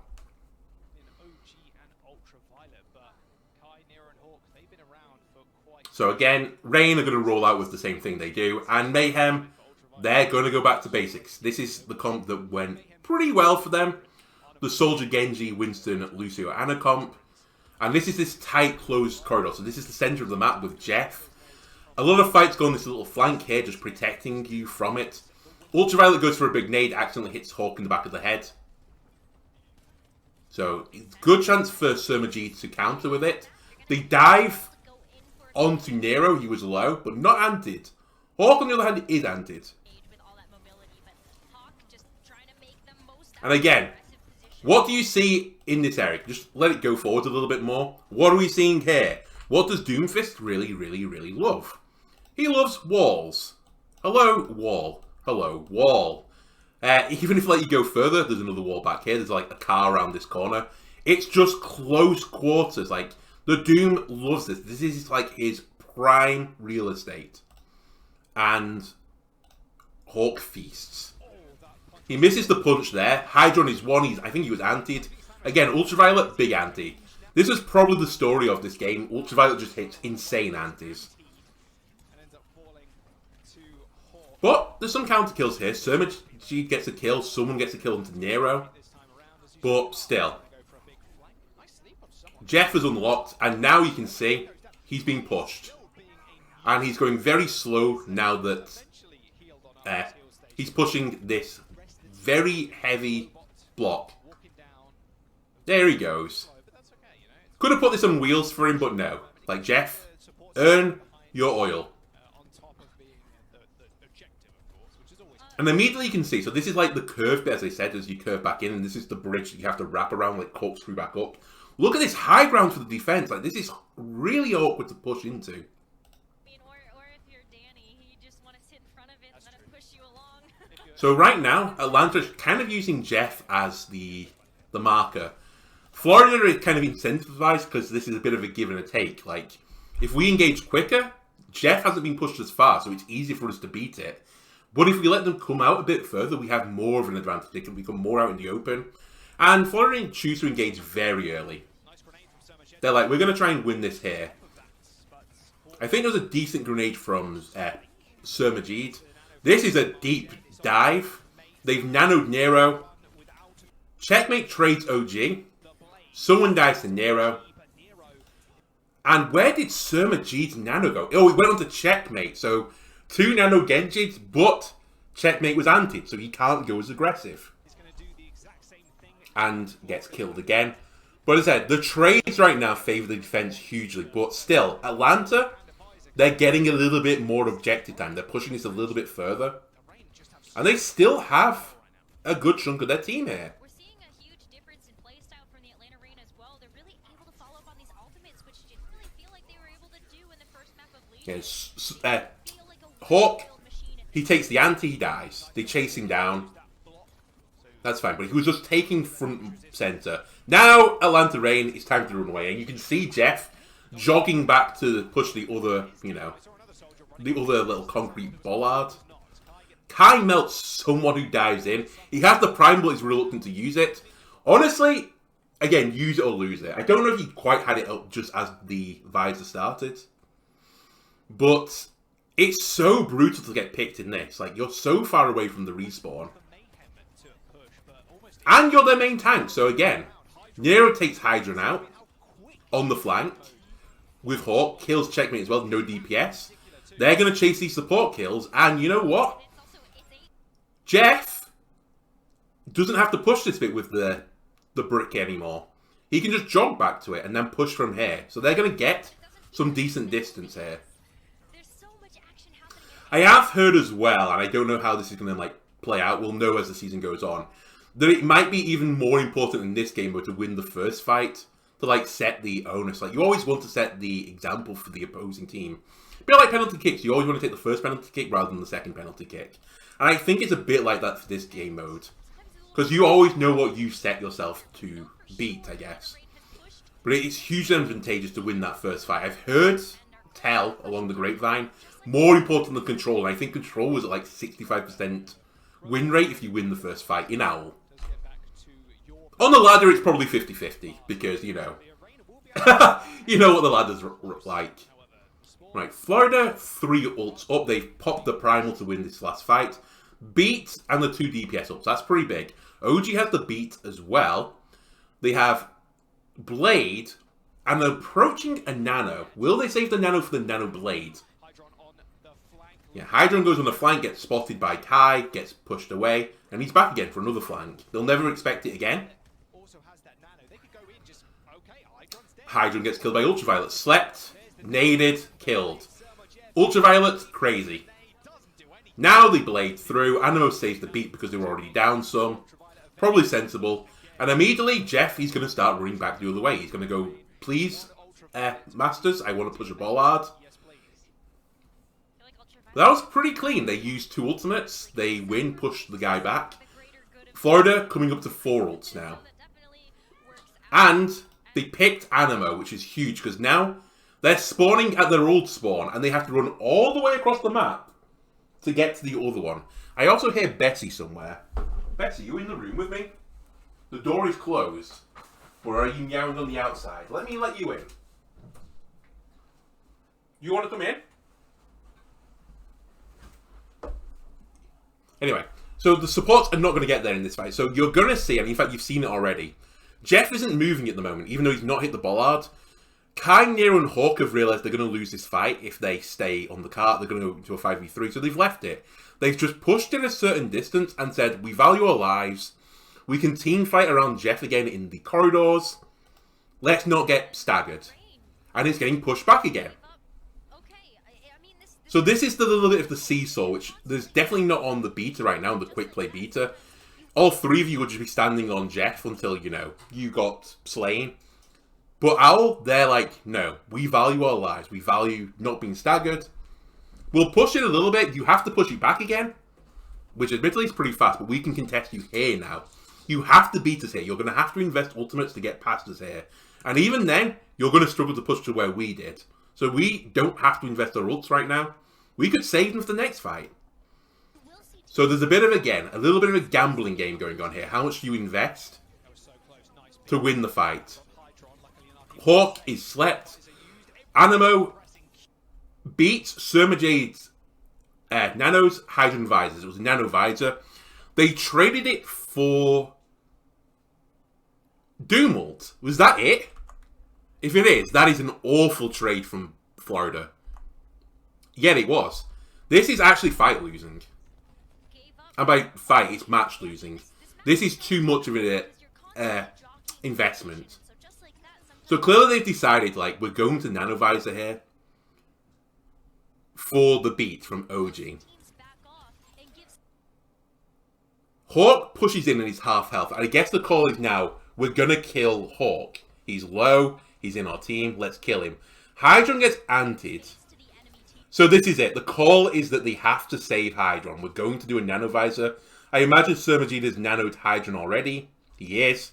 He's about to die. They're about to lose 2 ultimates. Animo beats to save him. This all starts from Ultraviolet hitting the ante. So even though they're going to lose this fight, as I said, they've invested a pretty meaningless ult and got so much value out of it. It's insane. But again, there's 3 minutes left. This round will end in 3 minutes 30. It's a very quick game mode. Kai visors. The only counter they have is checkmate to kill him with the blade. He doesn't. OG beats the blade. That's fine.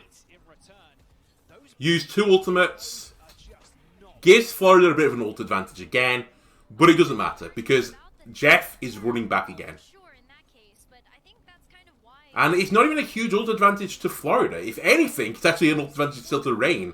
Ultraviolet is closer to the Nano than anyone else. Nero is pretty close to the Blade. Someone will get a Primal. Someone will have to go crazy with the Primal here. Or Hydron is going to have to pick Kai. They have to win something in the neutral here. Okay, so again, they didn't contest Jeff under here. They've set their marker. The onus is on Florida to beat them, so they pushed it to a point, and when it got to the point where the defenders would have a huge advantage over them, Atlanta, back off. You have to push through us now. They come like a pseudo-defender, just with a faraway spawn, and Florida have to push back through them. Nero dashes into Sir Majid, kills him. Was he anted? Or was this just insane? I think you're getting chunked down by Kai. Something was chunking you down. Like, they're focusing on Sir Majid so hard.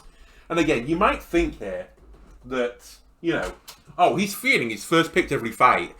It really depends what Atlanta are throwing. If they're throwing Kai, Nero, and Ultraviolet, and maybe like OG and Hawk, if the entire team, in fact, let's just say it's everyone but Kai, are all going on Sir Majid, Florida have to either invest an equivalent amount into Ultraviolet and make sure they kill him, or they have to start protecting him. And I think this is like the interesting part of like 5v5. How much does the Lucio peel for the Ana versus, you know, aggress on the enemy team's Ana? Do you just accept they die eventually? Like, you try and get the most value out of them possible, and then they're going to die. And I'm not sure yet, but it feels like at the moment that Rain kills Sir Majid so much quicker than they kill Ultraviolet. And once that's happened, even if Ultraviolet dies, he gets more value, he heals their like DPS more. They come back and murder the rest of the team.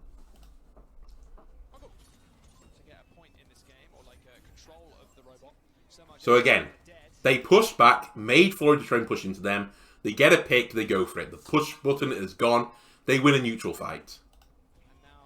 And now, Florida, it's water flowing out down from the eyes now. Literally rivers, because they've pushed to this checkpoint so they get a forward spawn. It's relevant, it's still a mile away. Jeff is going to take 8 seconds off. He's just going to stand there, so they don't even have to be on this objective right now.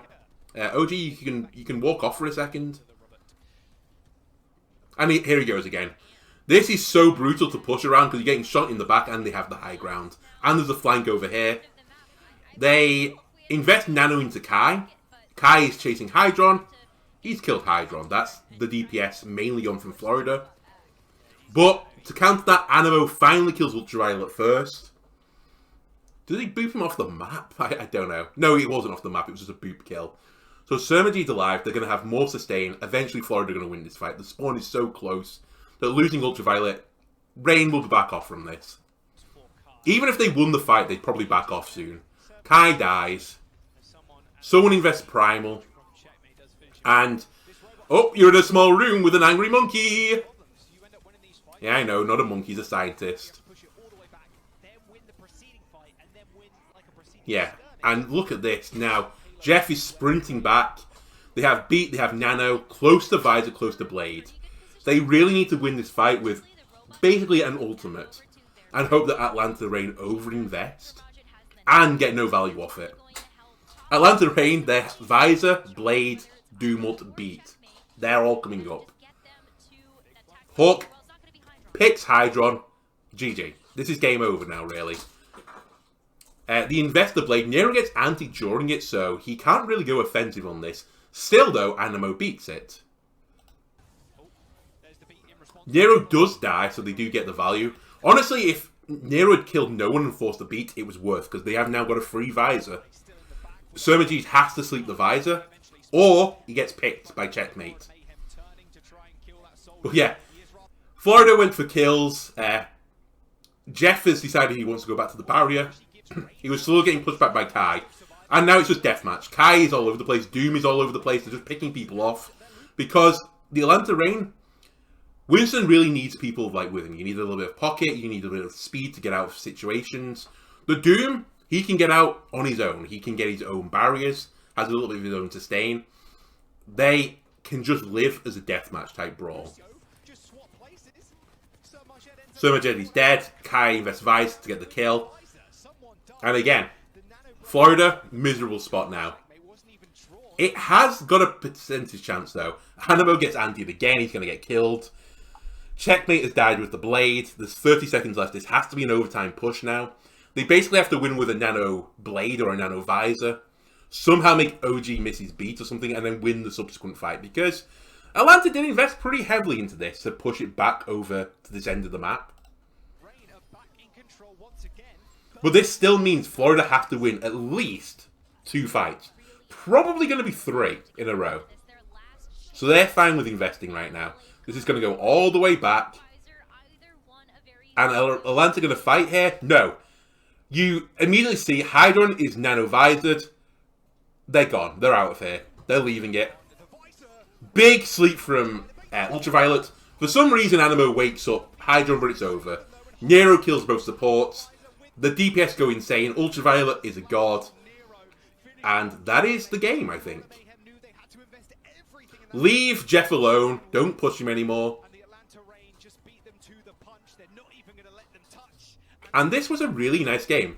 I enjoyed the fact, as I said, that you saw 3 different looks from Florida, if not 4 different looks, with the Reaper comps as well. And Atlanta basically played 2 different types of comps, maybe 3 with the Tracer.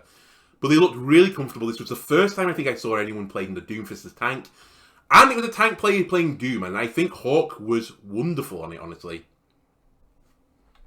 Congratulations to Atlanta Reign. They pick up where they left off last season. Immediately look like a team to beat. And honestly, if you're a Florida fan, as I said, wipe away those tears. You look a lot better this year.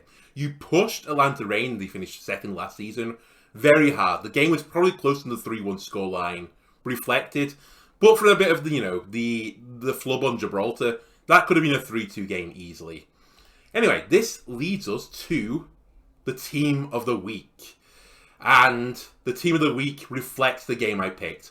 I picked Hawk on tank. I think he was possibly the best, and if not best, Doom tank. I think he was the most safe.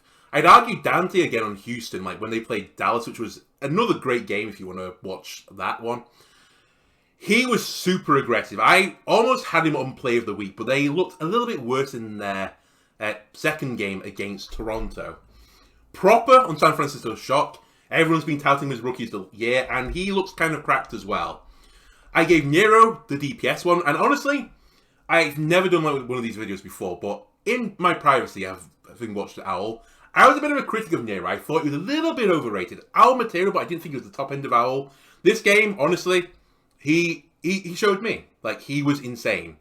He finished off the kills from the antis of Ultraviolet. His blades were good. He got the first 5k. He has to go onto this list. Equally so does Ultraviolet. Probably the most value off nades on the day. And then finally, I wanted to put a Lucio player on it, but I couldn't justify. There was like 5 or 6 Lucios who I think were all pretty good. But there were 2 flex supports who were just crazy. Shu did so much damage for the LA Glads that I had to put him on there as well. I couldn't pick between him and Ultraviolet, and I just wanted both. Hopefully in the future I'll give two Lucio players instead if they have a great game. Finally, I just wanted to give a small award for the week, the Play of the Week. And there could only be one play to pick from, and it was the team we viewed today. The Florida Mayhems. Wall, Teleport, Slammarama, Rama, Jamma, Damma. So if you've not seen this, this is Circuit Royale, the new escort map. Real pain to, go out the main choke. A lot of snipers being played. And Florida Mayhem, they rock out with a different look. They're playing Lucio Moira. They have a May, a Sim, and... Oh, what's going on here? What's going on here? Hello, snipers! It's Chad One here. Or Fun One. I'm in your backline and I'm murdering you. This was my play of the week. Unfortunately, the Overwatch League are big party poopers, and this was deemed an illegal play. So they had to come back and replay this first point against Florida. They capped out. They had to replay this. So I can't give my first ever play of the week to a play which was deemed illegal. It was incredibly fun though. So what I've actually given it to is instead the Houston Outlaws. And by the Houston Outlaws, you are the recipients of this. As in, you get shafted. It's actually Toronto Defiant, sorry. Muse does this not unusual things for Gibraltar. They rock out on the Roadhog and do what Florida couldn't do. They hit a hook. Finale's on Bastion, Charong's on Brig. They're just looking for a hopeful hook, and Pelican wanted to oblige, but nope, Dante, like a champion, takes the hook for Pelican, and he's mutilated, and back to spawn, never to see Roadhog again. I just wanted you to see that Roadhog can get kills. Anyway, thanks a lot for watching. If you enjoyed this, why not leave a like, comment, subscribe, everything helps me out. And maybe if you enjoy this, we might do another one again next week. Goodbye.